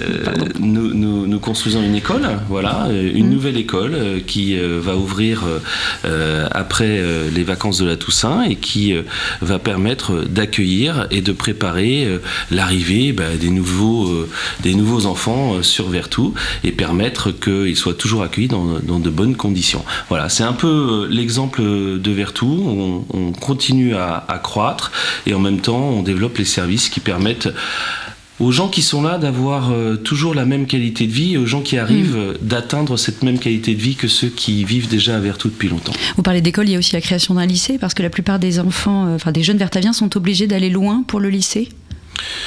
Loin, c'est peut-être un grand mot. Les Bourdonnières sont environ à 200 mètres de la frontière vertavienne. Et puis on a Notre-Dame-de-Rezé, on a Charles-Péguy qui est pas très loin, notamment en transport en commun. Mais effectivement, il fallait un lycée. Avec la région des Pays de la Loire, nous nous sommes calés pour qu'il y puisse ouvrir un lycée de 900 places à Vertou. Mais c'est pas seulement un lycée, c'est tout un projet de quartier qui arrive. C'est la ville nature qui grandit justement avec les Vertaviens et ce projet s'appelle Loire et Cœur Vert.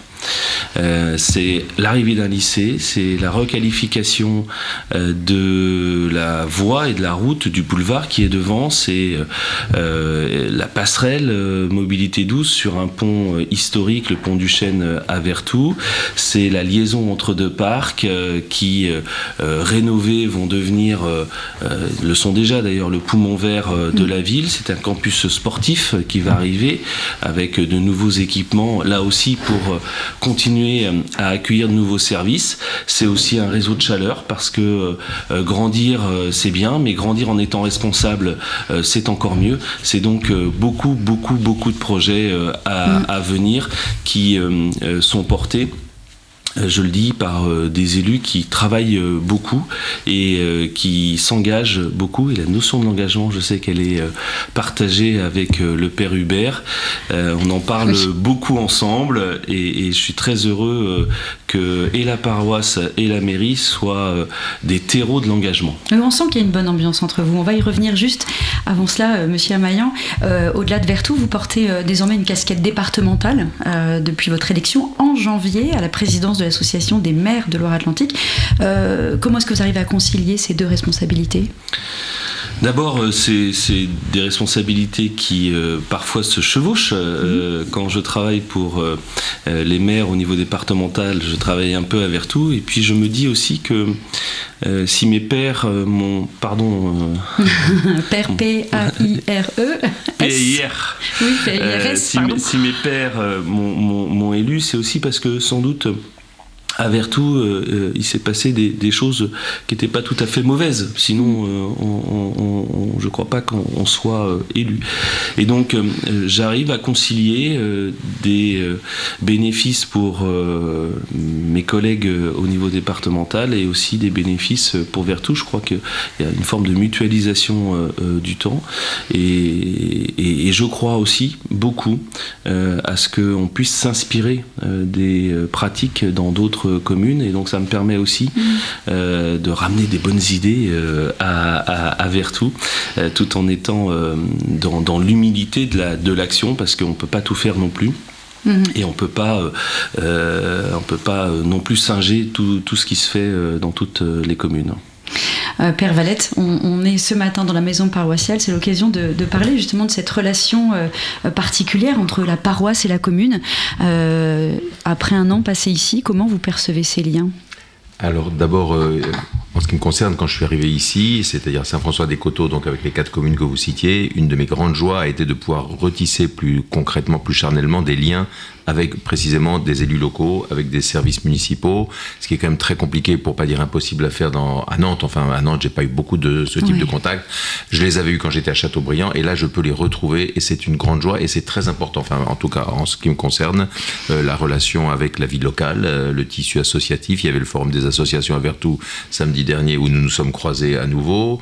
Il y avait la fête de l'hippodrome un peu avant. Enfin, tout ce qui contribue à la vie locale est bon à prendre, et à commencer par les relations avec les élus locaux, et donc avec aussi les maires des 4 communes que j'ai rencontrés chacun, avec lesquels des liens se tissent plus ou moins intensément. Alors là, il faut reconnaître qu'il y a une proximité incroyable, c'est que nos bâtiments sont il y a une pratiquement proximité géographique. Il y a une proximité géographique qui est aussi très agréable et qui est très pratique. Alors ça, c'est très terre à terre, mais enfin, quand j'ai eu besoin de refaire une carte d'identité ou quelque chose comme ça, c'est pas compliqué d'aller 30 secondes, d'être accueilli à la mairie, j'ai oublié un papier, je refais 30 secondes dans un sens et dans l'autre.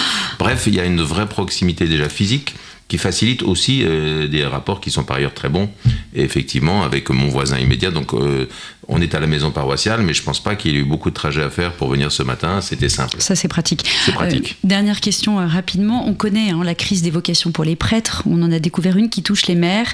On ne va pas revenir sur les agressions d'élus qui se multiplient, dont malheureusement vous avez été victime, Monsieur Amaillan. Mais on voit bien qu'être maire et être curé, c'est quand même un véritable sacerdoce dans les 2 cas. Il y en a un qui prend soin de ses administrés et l'autre qui prend soin des âmes. C'est ce que vous diriez, Monsieur Amaillan ? Je crois qu'on prend soin effectivement des femmes et des hommes, et on crée du commun.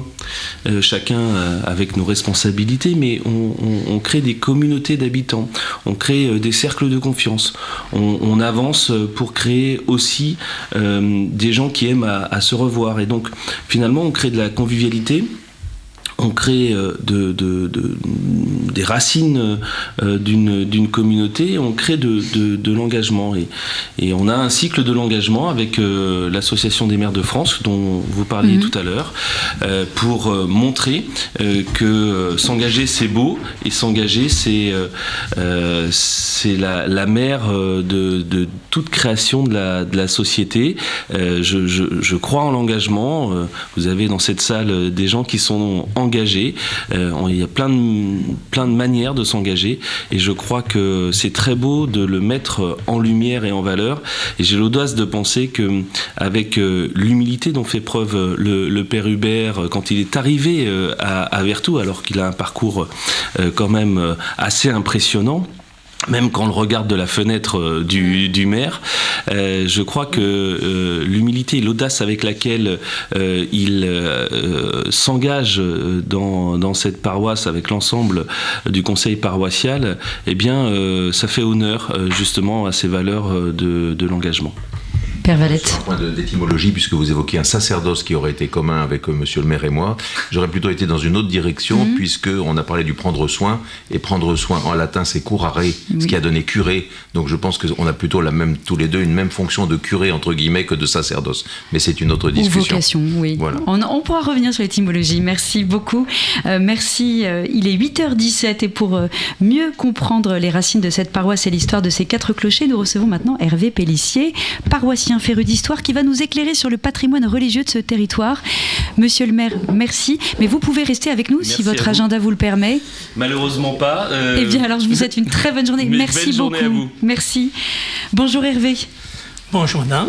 Vous êtes paroissien, sacristain à Vertou, en charge du bulletin paroissial, et féru d'histoire, et particulièrement le patrimoine religieux de Vertou. Hervé, est-ce que vous pouvez nous expliquer pourquoi Vertou s'appelle en réalité Saint-Martin de Vertou, et quelle est l'origine étymologique du nom Vertou? Alors l'étymologie du nom de Vertou viendrait, et c'est encore la question qui est actuelle, qui n'est pas résolue, ça viendrait de vertavum, du latin vertavum qui veut dire vert, et du celtique vertave avec un W à la fin qui veut dire colline et rivière. Mais on ne sait pas si c'est bien. Si c'est vraiment ça. Voilà. C'est un de ces 2 mots, mais la question n'est pas résolue. D'accord. Voilà. Et donc, Vertou, au VIe siècle, c'était un grand territoire. Ça allait jusqu'au lac de Grandlieu. Ce sont les limites actuelles de Vertou en plus. Ça allait jusqu'au Bignon et à Pont-Saint-Martin. Ah oui, donc c'était beaucoup plus grand qu'aujourd'hui. Au VIe siècle, au temps de Saint-Martin. parce que Saint-Martin est arrivé donc aux environs de... Il est né en 520-530, il est arrivé à Vertou, envoyé par l'évêque Félix, l'évêque de Nantes, qui était tout nouvel évêque. Alors, il a été envoyé dans le comté d'Herbourges. Donc Herbourges, c'est situé dans le sud-ouest, au nord du pays de Ray, et dans les environs de Rezé. Voilà. Et ça faisait partie du diocèse de Poitiers à l'époque. D'accord. Voilà. Et donc Saint-Martin, vers l'an 600, est arrivé à Vertou pour évangéliser.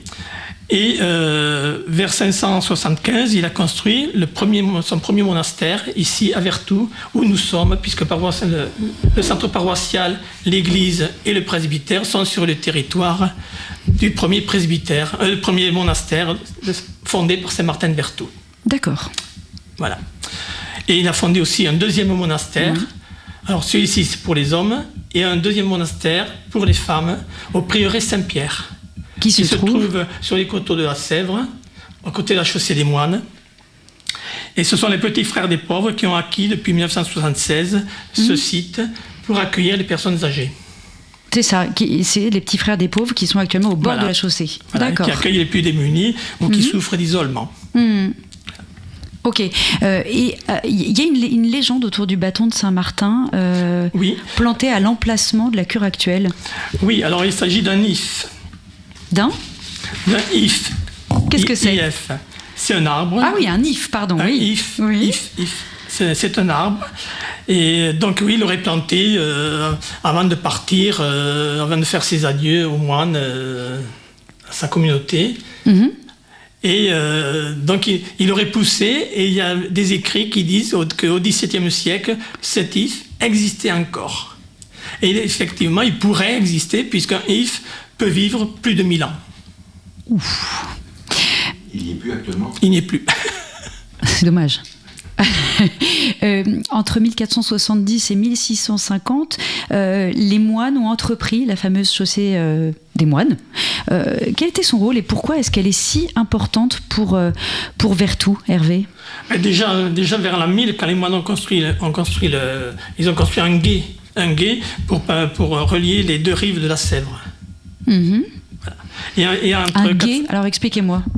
Un gué, c'est un passage qui relie les deux rives de la Sèvre. D'accord. Et traverser, voilà. Un pont? Non, parce qu'un pont, ça passe au-dessus. Non, que le gué passe à travers. À travers. Ce qu'on a encore aujourd'hui. Absolument, mais ça... Voilà. Expliquez-nous. Donc, entre 1470 et 1650, les moines entreprennent de grands travaux, dont la chaussée des moines. C'est pour améliorer le transport fluvial. Voilà, aménager un passage entre le bourg de Vertou et les villages de la rive gauche. Et puis ils ont installé un moulin à eau. Il y avait aussi 2 ou 3 moulins et un four à bois à la chaussée aussi. Il y avait donc plusieurs moulins, au moins 3 moulins et un four à bois. Et en 1722, il y a un arrêté qui dit qu'il faut détruire le moulin à eau pour construire une écluse. Ce qui va être fait? C'est ce qui va être fait. Et en 1755 passe le premier bateau. Et c'est pour le transport fluvial, développer le commerce, etc. Et aujourd'hui, quelle importance elle a, cette chaussée des moines? La chaussée des moines... Elle a gardé de son importance tout le temps, elle a gardé, oui, elle est entretenue. Bon, elle n'a plus grand-chose, j'allais dire, d'origine au niveau des pierres, parce que il y en a toujours, mais... tout a été rénové au fur et à mesure. Rénové, restauré. C'est un passage nécessaire pour aller du Chêne... qui est un quartier de Vertou. Et ce qu'on appelle la chaussée des moines, où se trouvent 3 grands restaurants, et où on peut traverser ainsi la Sèvre. Voilà. Quand on arrive et qu'on découvre ce cadre, d'abord c'est magnifique, c'est très agréable, le Sèvre est quand même un très beau cours d'eau, et on s'aperçoit effectivement de ce qu'explique Hervé, c'est-à-dire que c'est à la fois une construction qui a permis un passage d'une rive à l'autre, donc pour la population, pour le travail, pour les activités, donc ça relie une rive à l'autre, et en même temps avec la construction de l'écluse, ça n'interrompt pas complètement aussi les activités sur le cours d'eau. Parce que les bateaux peuvent néanmoins ou monter ou descendre, il n'y a pas un gros trafic maritime sur la Sèvre, mais ça n'interrompt pas complètement. Et puis il faut ajouter qu'entre l'écluse et la chaussée en question, et le gué, il y a encore aussi une solution technique pour les poissons qu'il ne faut pas oublier. Mais oui, j'allais dire. Qu'ils ne soient pas interrompus dans leur vie et dans leur cycle pour monter ou pour descendre. Donc il y a une espèce de, je ne sais plus comment ça s'appelle, de passage à poisson qui est assez subtil avec des blocs un peu partout pour que le cours d'eau puisse à la fois être maintenu et tout de même un peu modifié de sorte que les poissons puissent remonter. Et ça a été. Je ne sais pas si vous aurez l'occasion d'y aller, mais sinon il faudra revenir une autre fois. Oh si, moi j'ai déjà eu l'occasion. C'est un lieu assez connu quand même dans le coin, la Chaussée des Moines. Ici on se penche pour terminer sur l'église actuelle. Elle a été construite entre 1875 et 1887. Est-ce qu'elle présente des particularités architecturales ? C'est une église néogothique qui... alors elle possède quand même quelque chose qui est assez particulier, c'est qu'il y a 11 vitraux dans le chœur qui racontent l'histoire et la légende de Saint-Martin. C'est une iconographie qui est très rare puisque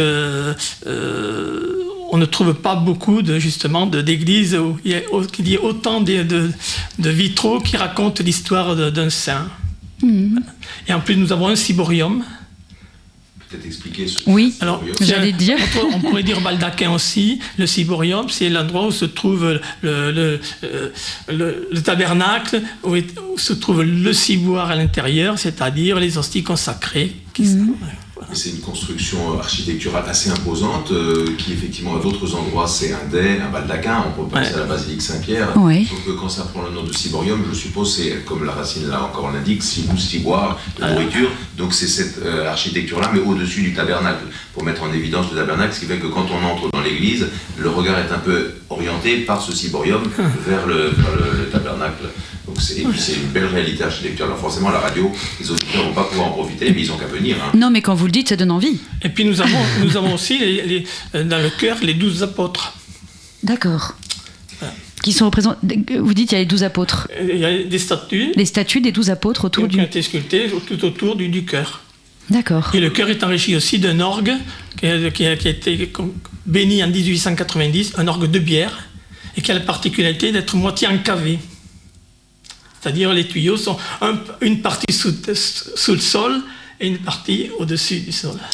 Je ne sais pas si Hervé a déjà expliqué que cette église-là, elle-même a été construite sur 3 autres églises précédentes. Oui, c'est la 4e église, parce que la première a été construite par Saint-Martin de Vertou, oui. Dans les années 575.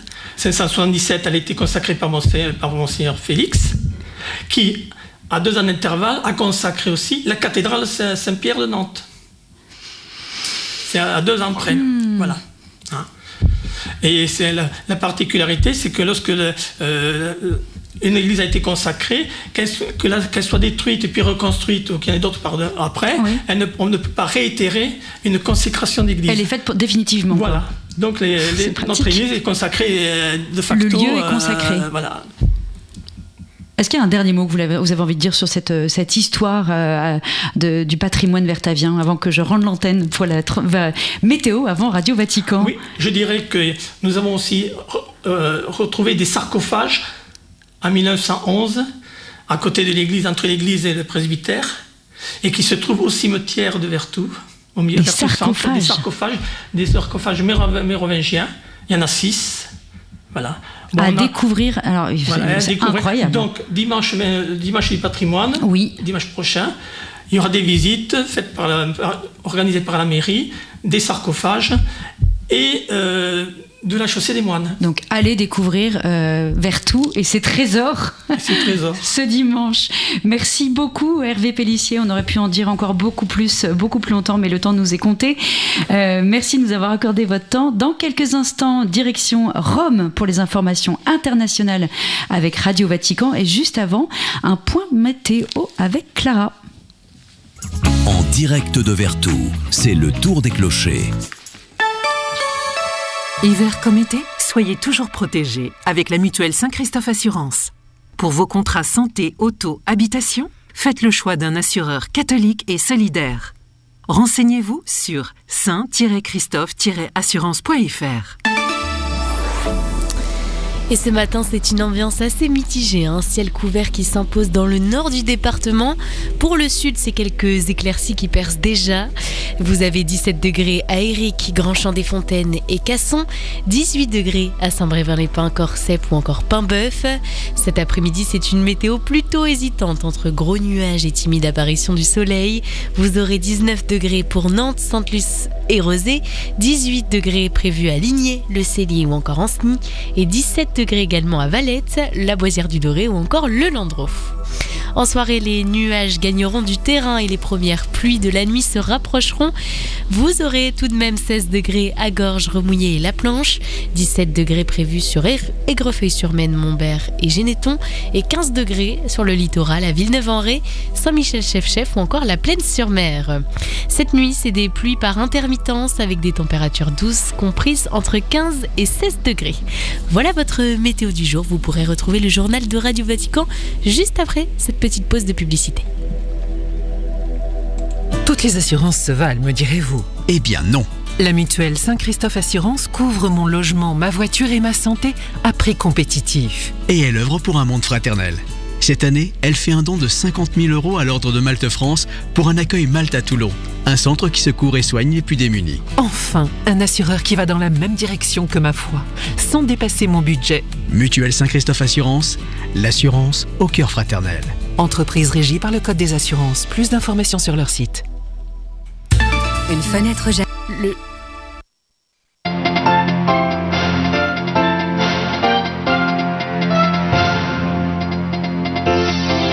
30 000 soldats russes et bélarusses non loin des frontières de la Pologne. Varsovie est inquiète. Depuis cette nuit, la frontière avec le Bélarus est totalement fermée. Son nom veut dire soleil en albanais. La nouvelle ministre en charge de l'attribution des marchés publics. Particularité, elle est virtuelle, fruit de l'intelligence artificielle.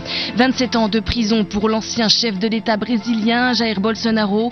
Il est reconnu coupable, nous l'entendrons, de tentative de coup d'État. Dans ce journal, nous irons également au Soudan du Sud, où les accords de paix ne cessent de se détricoter. Le vice-président Riek Machar est inculpé par le gouvernement pour crime contre l'humanité. Et puis enfin, dans notre dossier, retour sur les 1700 nouveaux martyrs du 21e siècle. Notre invité est le diacre et historien français Didier Rance. Radio Vatican, le journal, Marine Henriot. Bonjour à toutes et à tous. L'Europe se réveille avec une nouvelle frontière étroitement fermée, celle entre la Pologne et le Bélarus. Cette nuit, on a pu voir les gardes-frontières polonais dérouler du fil de fer de barbelés pour fermer les derniers points de passage. Le trafic aérien est également réduit dans la zone après la violation mercredi de son espace aérien par une vingtaine de drones russes. Et alors que ce matin, Moscou lance de grandes manœuvres militaires, les Zapad, elles se tiennent tous les 4 ans en Bélarus. La Pologne voisine est inquiète. À Varsovie, Adrien Sarlat. Au moins 30 000 soldats venus de Minsk et de Moscou pour mener des exercices militaires non loin des frontières polonaises. L'opération Zapad 2025 est vécue comme une agression par Varsovie. Elle a préféré fermer les 2 checkpoints routiers et les 3 passages ferroviaires qui la reliaient encore à la Biélorussie. Et le ministre des Affaires étrangères, Radosław Sikorski, espère ainsi faire passer un message de fermeté à son voisin. Même s'ils sont cycliques, ces exercices présentent une menace car ils s'entraînent à des scénarios militaires très agressifs. Je vous rappelle que l'espace aérien polonais a été violé depuis la Biélorussie. Donc c'est un moyen pour nous de montrer au président Loukachenko que la coupe est pleine. Dès cet été, Minsk avait prévenu que ces manœuvres seraient l'occasion d'utiliser les nouveaux missiles balistiques à tête multiple de son allié moscovite, de quoi soulever les pires inquiétudes côté polonais. Avant d'envahir l'Ukraine, la Russie a aussi organisé des exercices militaires. Maintenant, elle s'exerce pour pouvoir s'en prendre à l'OTAN et elle s'entraîne à utiliser l'arme nucléaire. On a appris ces 500 dernières années que quand la Russie nous menace, il faut la prendre très au sérieux. L'opération Zapad 2025 doit prendre fin mardi, mais les autorités polonaises ont décrété une fermeture des frontières jusqu'à nouvel ordre, au cas où les manœuvres de ses voisins se prolongeraient. Adrien Sarlat, Varsovie, pour Radio Vatican. Et la France a annoncé hier mobiliser 3 avions de chasse Rafale pour contribuer à la protection de l'espace aérien polonais. Le secrétaire d'État du Saint-Siège ne casse pas ses inquiétudes quant au bruit de bottes en Europe orientale. Si personne ne reconsidère la situation, a-t-il déclaré, le risque d'une guerre à plus grande échelle est réel. Je vous propose maintenant de prendre la direction de l'Albanie. Le pays de moins de 3 millions d'habitants, niché au cœur des Balkans, vient de prendre une décision qui est une première mondiale et qui pourrait sans doute faire des émules. Une ministre virtuelle est nommée au gouvernement. L'objectif affiché du Premier ministre socialiste Edi Rama, mieux lutter contre la corruption. Les explications de Simon Rico. Elle s'appelle Diela, soleil en albanais, porte une tenue traditionnelle, la tête couverte d'un voile et a pour mission d'attribuer les marchés publics. À l'entame de son 4e mandat consécutif, Edi Rama a présenté jeudi après-midi son nouveau gouvernement avec une innovation sans précédent. Diela est en effet une intelligence artificielle qui doit permettre que les appels d'offres soient, selon les mots du Premier ministre albanais, 100% exempts de corruption. Voilà qui n'est pas une mince affaire dans le petit pays des Balkans où les scandales de corruption éclatent régulièrement, éclaboussant jusqu'au plus haut sommet de l'État, au point d'avoir miné sa candidature à l'intégration européenne. Cette nomination d'une ministre virtuelle anticorruption survient quelques jours après l'annonce de la fin des paiements en espèces d'ici 2030 pour lutter contre l'économie grise et le blanchiment d'argent. Aucune précision n'a été donnée sur la surveillance humaine de Diela, alors que l'Albanie a subi plusieurs attaques informatiques ces dernières années. Sur les réseaux sociaux, les commentaires ironiques vont déjà bon train, certains jurant que même Diela sera corrompue ou encore que Diela sera blâmée pour les vols qu'elle n'aura pas su empêcher. Simon Rico, Belgrade, pour Radio Vatican. L'Assemblée générale des Nations Unies à New York tente ce vendredi de donner un nouveau souffle à la solution à 2 États, palestiniens et israéliens. La déclaration de New York sera présentée à la tribune, un texte qui appelle à la fin de la guerre à Gaza et demande au Hamas de cesser son autorité sur l'enclave palestinienne. Mais avant même ces tractations diplomatiques onusiennes, lors d'une cérémonie de signature d'un projet de colonisation en Cisjordanie hier, Benjamin Netanyahou l'a répété sans ambages. Nous tiendrons notre promesse, il n'y aura pas d'État palestinien, dit-il. Cet endroit nous appartient. Le mois dernier, Israël avait approuvé un projet de colonisation avec la construction de 3400 logements en Cisjordanie. À 1 an de la présidentielle au Brésil, le verdict est tombé. L'ancien président Jair Bolsonaro est condamné à 27 ans de prison pour tentative de coup d'État. Le tribunal suprême fédéral de Brasilia l'a déclaré coupable ce jeudi à 4 voix contre 1 à l'issue d'un procès historique et sous pression politique. Delphine Allaire. Oui Marine, une décision majeure. C'est la première fois dans l'histoire du Brésil qu'un ancien président est condamné pour tentative de coup d'État. 27 ans et 3 mois de prison attendent Jair Bolsonaro, qui est reconnu chef d'une organisation criminelle ayant conspiré pour assurer son maintien autoritaire au pouvoir. C'était après sa défaite face au président Lula lors de la présidentielle fin 2022. Selon l'accusation, toujours, le projet prévoyait notamment l'assassinat de Lula ne s'est pas concrétisé faute de soutien de la hiérarchie militaire. Inéligible jusqu'en 2030 et assigné à résidence, Jair Bolsonaro n'était pas présent à l'audience pour motif de santé selon sa défense. Son fils, le sénateur Flavio Bolsonaro, assure que le camp conservateur va à présent mettre toutes ses forces pour unir le Parlement autour d'un projet d'amnistie incluant son dirigeant. Réaction immédiate également à des États-Unis. Le secrétaire d'État Marco Rubio promet des représailles à cette condamnation. Le Brésil, déjà soumis à des droits de douane très sévères en raison même de ce procès, assure qu'il ne se laissera intimider par aucune menace. Merci Delphine. Delphine Allaire.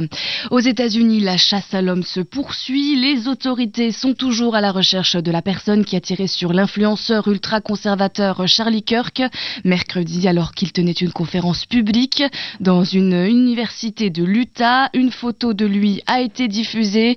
Hier, le président américain Donald Trump appelait à répondre sans violence à ce meurtre. Au Soudan du Sud, le gouvernement vient d'inculper le premier vice-président Riek Machar pour crime contre l'humanité. Une annonce qui pourrait aggraver la crise politique qui affecte la plus jeune nation du monde depuis le début de l'année. La correspondance régionale d'Augustine Passy. En annonçant hier l'inculpation de Riek Machar, le gouvernement de Salva Kiir rend encore un peu plus caduque l'accord de paix de 2018. Ce traité avait mis un terme à une guerre civile opposant les hommes du président à ceux de Riek Machar, qui est alors devenu son premier vice-président. Mais en février, des affrontements ont éclaté entre un groupe d'autodéfense proche de Riek Machar et les troupes fidèles au président. Ces heurts ont permis de justifier l'arrestation du vice-président placé en résidence surveillée depuis fin mars. Selon Emmanuel Veuillet, le procès de Riek Machar s'annonce ubuesque. Même s'il n'était pas condamné à l'issue, son inculpation permet pour le moment de l'empêcher d'exercer quelconque fonction politique ou militaire, explique cette chercheuse en sciences politiques spécialiste du Soudan du Sud. De son côté, Palmei Deng, le ministre de l'eau, lui aussi membre de l'opposition, dénonce une chasse aux sorcières tribale menée par le président qui appartient aux Dinka, tandis que Riek Machar fait partie du peuple Nuer. Les affrontements et surtout les bombardements aériens menés par les troupes de Salva Kiir ont jeté au moins 165 000 individus sur les routes, qui se sont notamment réfugiés en Éthiopie et au Soudan voisin. Addis Abeba, Augustine Passy pour Radio Vatican. Il n'y aura pas de boycott de la présidentielle en Côte d'Ivoire, en tout cas de la part du PDCI, le principal parti d'opposition, qui maintient la candidature de Tidjane Thiam. Malgré son rejet par le Conseil constitutionnel en début de semaine, la présidentielle aura lieu en Côte d'Ivoire le 25 octobre. Et avant de passer à notre dossier, quelques secondes pour vous saluer, vous les auditeurs. Après 7 ans d'antenne, je quitte les ondes de Radio Vatican. Pendant 7 ans, j'aurais essayé de vous informer avec humanité et avec fraternité. Malgré une actualité, vous l'entendrez, très sombre. Merci à tous pour votre fidélité.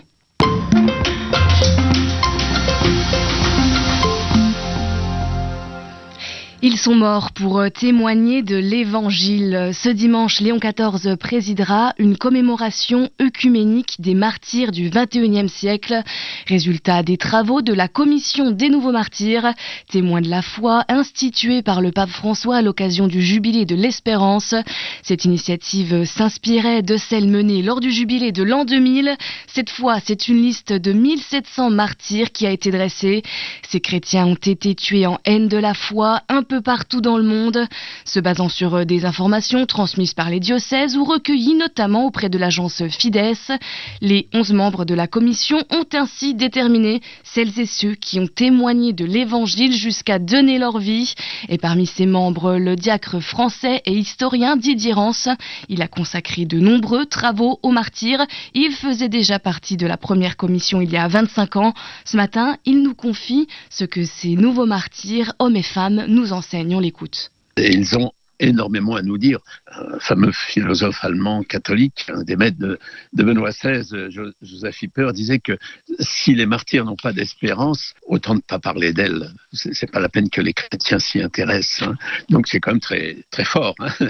Parce que les martyrs sont les témoins de la vraie espérance chrétienne. Pas seulement espérer que demain ça ira mieux, mais vraiment espérer en quelqu'un qui est Dieu et espérer pour ce monde et pour l'autre. Hein. Et là, ils ont vraiment beaucoup à nous apporter. Et de façon tout à fait paradoxale, c'est que ces martyrs qui donnent leur vie et qui vont mourir dans la violence pour Dieu, ils n'ont pas de haine pour le monde. Ça, c'est absolument pas chrétien. Hein. Ils espèrent aussi pour la création. Ils aiment ce monde, mais si on les met devant le choix, ils préfèrent Dieu. Et puis, c'est une espérance très forte, non seulement pour tous ceux qui l'aiment, qu'ils espèrent retrouver, bien sûr, mais espérance aussi pour leurs persécuteurs. C'est vraiment une des marques les plus fortes du martyr chrétien. Ces persécuteurs, pourquoi tuent-ils ces chrétiens ? Pour répondre à ça, je dirais de façon plus globale, Dieu nous dérange, tous d'ailleurs, hein. Parce que ce qu'il nous demande est quand même exigeant. Hein. Et c'est bien aussi ce que montrent les martyrs, que suivre Jésus, c'est toujours crucifiant. Le mot, il vient du mot croix, hein, et puis toujours formidable que ça vaut toujours la peine. Hein. Donc, au XXe siècle, il y a eu énormément de martyrs pour des raisons politiques, hein, tous les martyrs de l'athéisme persécuteurs. Hein. Au XXIe siècle, il y a des religions qui, malheureusement, pensent que c'est par la violence qu'elles pourront se débarrasser des autres. Hein. C'est le cas de l'islamisme, mais aussi, pensons aux attentats au Sri Lanka, en Inde, il y en a d'autres hein, aussi. Ça peut être des raisons sociales. Un chrétien engagé au service des plus pauvres, il y a des gens que ça dérange et certains ne vont pas hésiter à aller jusqu'à le faire liquider. Hein. Mais toujours le fond, c'est que mon Dieu dérange et ceux qui en témoignent, et pourtant qui en témoignent avec les armes de l'Évangile, hein, par l'amour, le service, ils peuvent aussi déranger. Quelle suite donner à ce travail ? Ça n'est pas une béatification globale. Hein. Donc c'est une liste de témoins, hein, une liste avec des données sur eux. Hein. C'est sûr que quand on regarde ce qui s'est passé après l'an 2000, il y en avait 13 400, mais c'était tout le XXe siècle hein, qui ont été présentés à Jean-Paul II le 8 décembre 2000. Il y en a déjà des milliers qui sont sur les autels. Hein, là, donc là, ça peut être un réservoir important qui va attirer l'attention sur telle ou telle personne qui a donné sa vie et petit à petit ça va aller jusqu'à béatification, canonisation. Ça, c'est le premier point. Puis le deuxième point, qui est là aussi une différence essentielle par rapport à la commission des nouveaux martyrs de l'an 2000, c'est qu'elle a disparu décembre 2000, quand tout le travail a été fait. Là, le pape François explicitement a demandé à ce qu'elle soit pour tout le 21e siècle. Hein.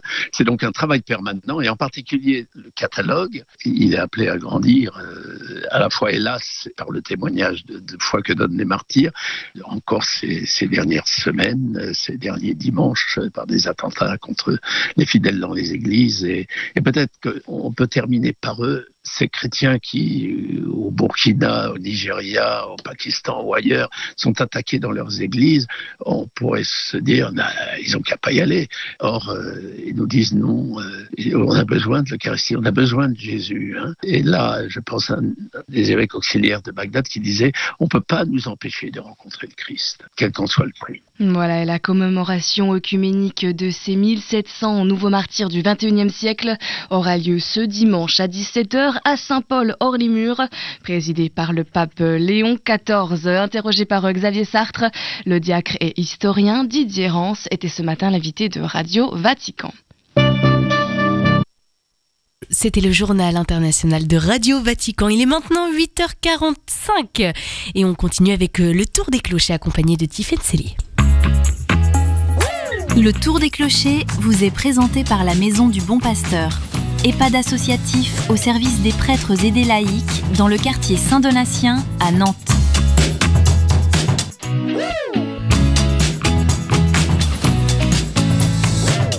En direct de Vertou, jusqu'à 9h, c'est le Tour des Clochers. Partez à la rencontre de la paroisse et de la ville avec Tiffaine Sellier et ses invités. Et nous rejoignons Tiffaine, toujours en direct de Vertou à la paroisse Saint-François des Coteaux. Merci Clara. Et pour cette dernière partie d'émission, ce dernier quart d'heure du Tour des Clochers, nous accueillons Christian Petitot, responsable de l'Arche Le CNV, accompagné de Rodolphe. Bonjour Christian, bonjour Rodolphe. Bonjour. Merci d'être avec nous ce matin. C'est un plaisir. Vous êtes tous les deux vêtus de superbes suites L'Arche, hein, c'est magnifique. On aime les porter. Voilà, un vert, un bleu. L'Arche, le CNV, c'est une communauté bien implantée ici à Vertou et à la Foissière depuis 1984. Vous accompagnez plus de 80 personnes avec et sans handicap mental réparties dans 4 maisonnées, vous me dites si je me trompe, hein, la Margelle, l'Arbennes, oui. l'Oasis et le Grain. C'est ça, Rodolphe ? C'est ça.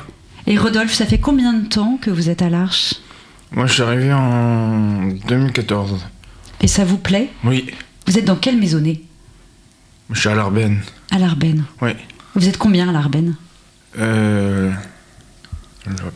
Beaucoup. Beaucoup, quoi. Ouais. Vous êtes 8 accueillis. On est 8 accueillis. C'est une maison sympa et une bonne ambiance ? Ouais. Alors, c'est quoi une journée type au CNV ? L'un et l'autre. Qu'est-ce que vous faites, Rodolphe, la journée ? La journée, on travaille au jardin. Ouais. Ouais. Il y a un jardin à l'Arbennes ? Un grand jardin ? Alors il y a des activités sur le site de la Carisière, c'est le lieu un peu central de la communauté. On est implanté sur 2 sites, donc Vertou, ici juste à côté de la paroisse, et puis entre Vertou et la Foissière. Donc là on a un grand bâtiment, une ancienne usine qu'on a réaménagée pour en faire un lieu d'activité. Et toi, Rodolphe, tu y vas chaque jour du lundi au vendredi. C'est ça. Hein, pour des activités. Toi, ton atelier, c'est quoi ? C'est où ton travail à la Carisière ? Espace vert. Espace vert. Le jardin. Il prend Ouais. soin de la terre. Oh. Ouais. Et ça vous plaît ? Oui. Ouais. Ah oui, c'était un fidèle du jardin. C'est du bon boulot. Et tout le monde a le même rythme dans ces maisonnées ? Il y a toujours un peu le même déroulé de journée ? Ben justement non, parce que voilà, l'Arche c'est la diversité, c'est comment s'adapter à chacun avec ses dons et ses limites, ses handicaps. Donc c'est du sur-mesure, et ça on aime bien ça, du sur-mesure qui permet d'être pleinement soi-même, reconnu pour qui on est. Et c'est d'ailleurs l'expérience qu'on aime partager avec les gens qui nous rencontrent.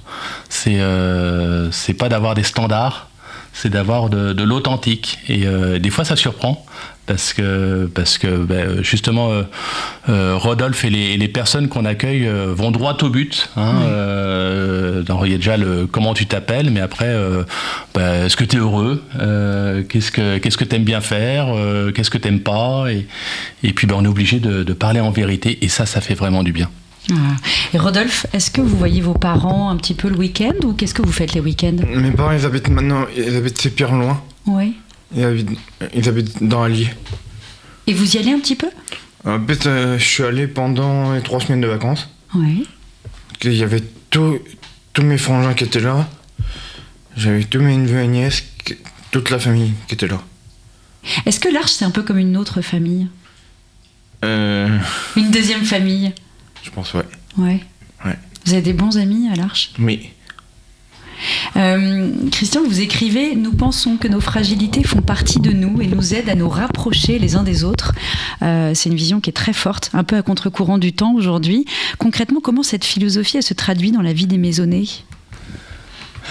Ça se traduit par accueillir, vivre déjà le quotidien, ne pas trop faire de projections sur ce qui vient, parce qu'il y a tellement d'inattendus. Il y a des journées qui commencent très bien avec tout le monde bien joyeux, puis des journées qui commencent mal avec des mal-être, des malaises. En fait, on est dans la vie de tout le monde, on accueille ce qui vient. Donc quand il y a des réjouissances, c'est par exemple fêter un anniversaire, c'est un moment très festif dans nos foyers, et ça met beaucoup de joie. Et puis parfois il y a une personne qui est en peine parce que pour mal dans son corps, un peu brumeuse dans sa tête. Ce qui est très beau, c'est de voir cette fraternité se vivre, ce soin les uns des autres. Le père Hubert parlait de cure tout à l'heure. Je pense qu'on est aussi dans le soin porté les uns aux autres, et pas simplement celui des accompagnants envers les personnes en situation de handicap mental. On fait la découverte, et ceux qui viennent faire une expérience, les jeunes qui viennent en service civique, très vite font et c'est toujours très beau à ce moment-là, de voir qu'on n'est pas là simplement pour aider, mais on est aussi là pour être rejoint en profondeur, et on vit quelque chose de la réciprocité. Il y a un accompagnement mutuel finalement. Exactement. Et ça, on le vit dans les foyers, on le vit dans la communauté, et puis on rêve que ça se vive dans la société au sens large, parce qu'en fait on est tous avec nos limites, nos handicaps, on a tous aussi nos dons, on n'est pas à réduire à nos limites et nos handicaps, et le fait d'avoir des plus et des moins, quand on les conjugue, ça fait un bel ensemble. Et justement, pendant Radio Vatican, je vous accueillais ici, on se rencontrait et on parlait d'un film, Rodolphe, vous vous souvenez, un film qui est sorti il n'y a pas très longtemps et qui a fait un tabac. Vous l'avez vu 4 fois, c'est un petit truc en plus. Oui. Il vous a plu le film? Oui. C'était drôle? Oui. Moi aussi, j'ai beaucoup rigolé. Et justement, est-ce qu'on a l'impression que le public s'intéresse un peu plus à ces questions de fragilité, de différence, de handicap? Est-ce que, selon vous, est-ce que vous avez senti, vous, une évolution du regard du public sur le handicap? Oui, c'est un sujet qui interpelle. On ne peut pas dire que c'est facile, on n'attire pas les foules en parlant du handicap, parce que le handicap nous renvoie justement à nos limites, à nos échecs souvent, et en même temps, ce qui est beau, c'est le témoignage que l'on peut rendre avec, là je pense à notre journée paroissiale dimanche dernier à Pontchâteau. Eh bien, oui, on en parlait tout à l'heure. Rodolphe et 4 autres personnes ont pu témoigner auprès des collégiens de 12-15 ans de l'Arche. Et puis, je pense que ces collégiens, en écoutant Rodolphe et les autres, ont vu en chair et en os ce que ça peut être la réalité des personnes qui ont cette particularité du handicap. Comment est-ce que les personnes en situation de handicap arrivent chez vous, Rodolphe, qu'est-ce que vous nous direz après comment vous êtes arrivé, ce que vous faisiez avant? Alors, de manière plutôt classique, puisqu'on est, comme beaucoup d'autres structures, reconnues, agrémentées par le département. Donc, on est établissement médico-social, foyer de vie, foyer d'hébergement. Donc, ça passe par un dossier avec des critères d'orientation foyer de vie. Voilà. Donc, des dossiers, des rencontres, une visite, un stage. Ça prend souvent beaucoup de temps entre le premier contact et le moment de l'entrée dans la communauté. Malheureusement, on n'a pas suffisamment de place pour répondre à toutes les demandes. Mais voilà, on fait notre part et il y a beaucoup d'autres partenaires qui, à leur manière, font aussi leur part. Et voilà, on est un parmi d'autres. Avec cette singularité du projet de l'Arche, il faut que les personnes qui nous rejoignent aient aussi ce désir de cette vie en communauté, ce qui est quand même pas banal, hein, c'est une vie partagée. Vous êtes en recherche d'accompagnants, justement? Et puis voilà, les accompagnants, c'est notre souci aussi d'avoir des personnes motivées qui s'épanouissent dans cette vie avec Rodolphe. Mais je crois qu'avec Rodolphe, on rigole bien. Oui, j'ai l'impression. Le sourire est là, voilà. C'est génial. Ça fait du bien. Voilà, donc les accompagnants, ce sont des salariés qui sont formés au métier du travail social, mais on accorde beaucoup d'importance à ceux justement qui découvrent. Et les stagiaires, les jeunes qui viennent en service civique, et d'ailleurs, si parmi ceux qui nous écoutent ce matin, il y en a qui sont intéressés par une expérience de 6 mois pour vivre avec Rodolphe et d'autres dans un foyer, je pense qu'il nous reste quelques places. Et c'est passer des bons moments. Moi, j'ai envie de rester avec Rodolphe, il me fait... Le sourire permanent, c'est génial. Il y a un soleil dans cette salle, c'est incroyable. Quand un parent confie son enfant adulte finalement à l'Arche, c'est un choix qui peut être assez difficile. Comment est-ce que vous maintenez ce lien familial ? Alors ça, c'est très important. Nous, on ne se substitue pas à la famille. Nous ne sommes pas les parents. C'est certain que dans cette vie de communauté, cette vie partagée, on s'attache fort. Les liens sont très forts. Mais les parents garderont toujours leur place de parents. Donc c'est une articulation dans nos rôles, dans nos places. De plus en plus, on compose avec les parents pour vivre des moments ensemble.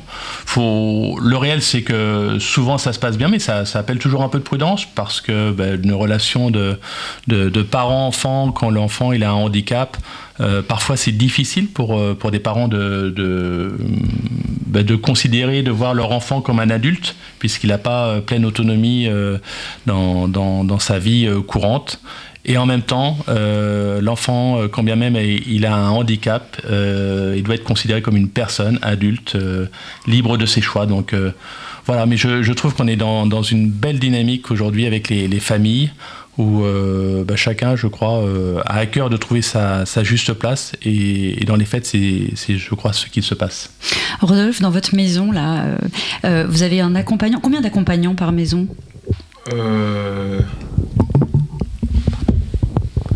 Il y a combien d'assistants Il s'appelle comment ?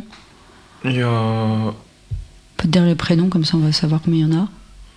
Alors il y a Céline, qui est la responsable du foyer. Ouais. Ce matin, au petit déjeuner, tu étais avec Églantine. Ouais. Il y a aussi, comme assistant... Kawsar, une Espagnole qui nous a rejoint. Kawsar, c'est beau puisque là on est sur Radio Fidélité.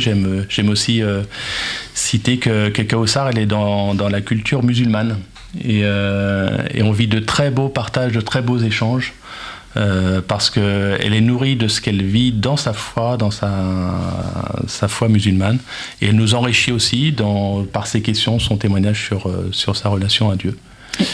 Pour la minute qui nous reste, vous avez un projet, un grand projet, il me semble, la Maison de Paulette. Je me trompe ?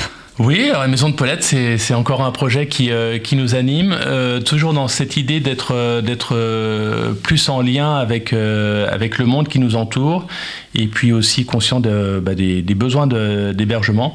On ouvre cette maison l'année prochaine avec 3 logements qu'on a envie de voir habités par des personnes qui ont le désir d'être en proximité de la communauté. Donc c'est à 50 mètres des 2 foyers de la Foissière.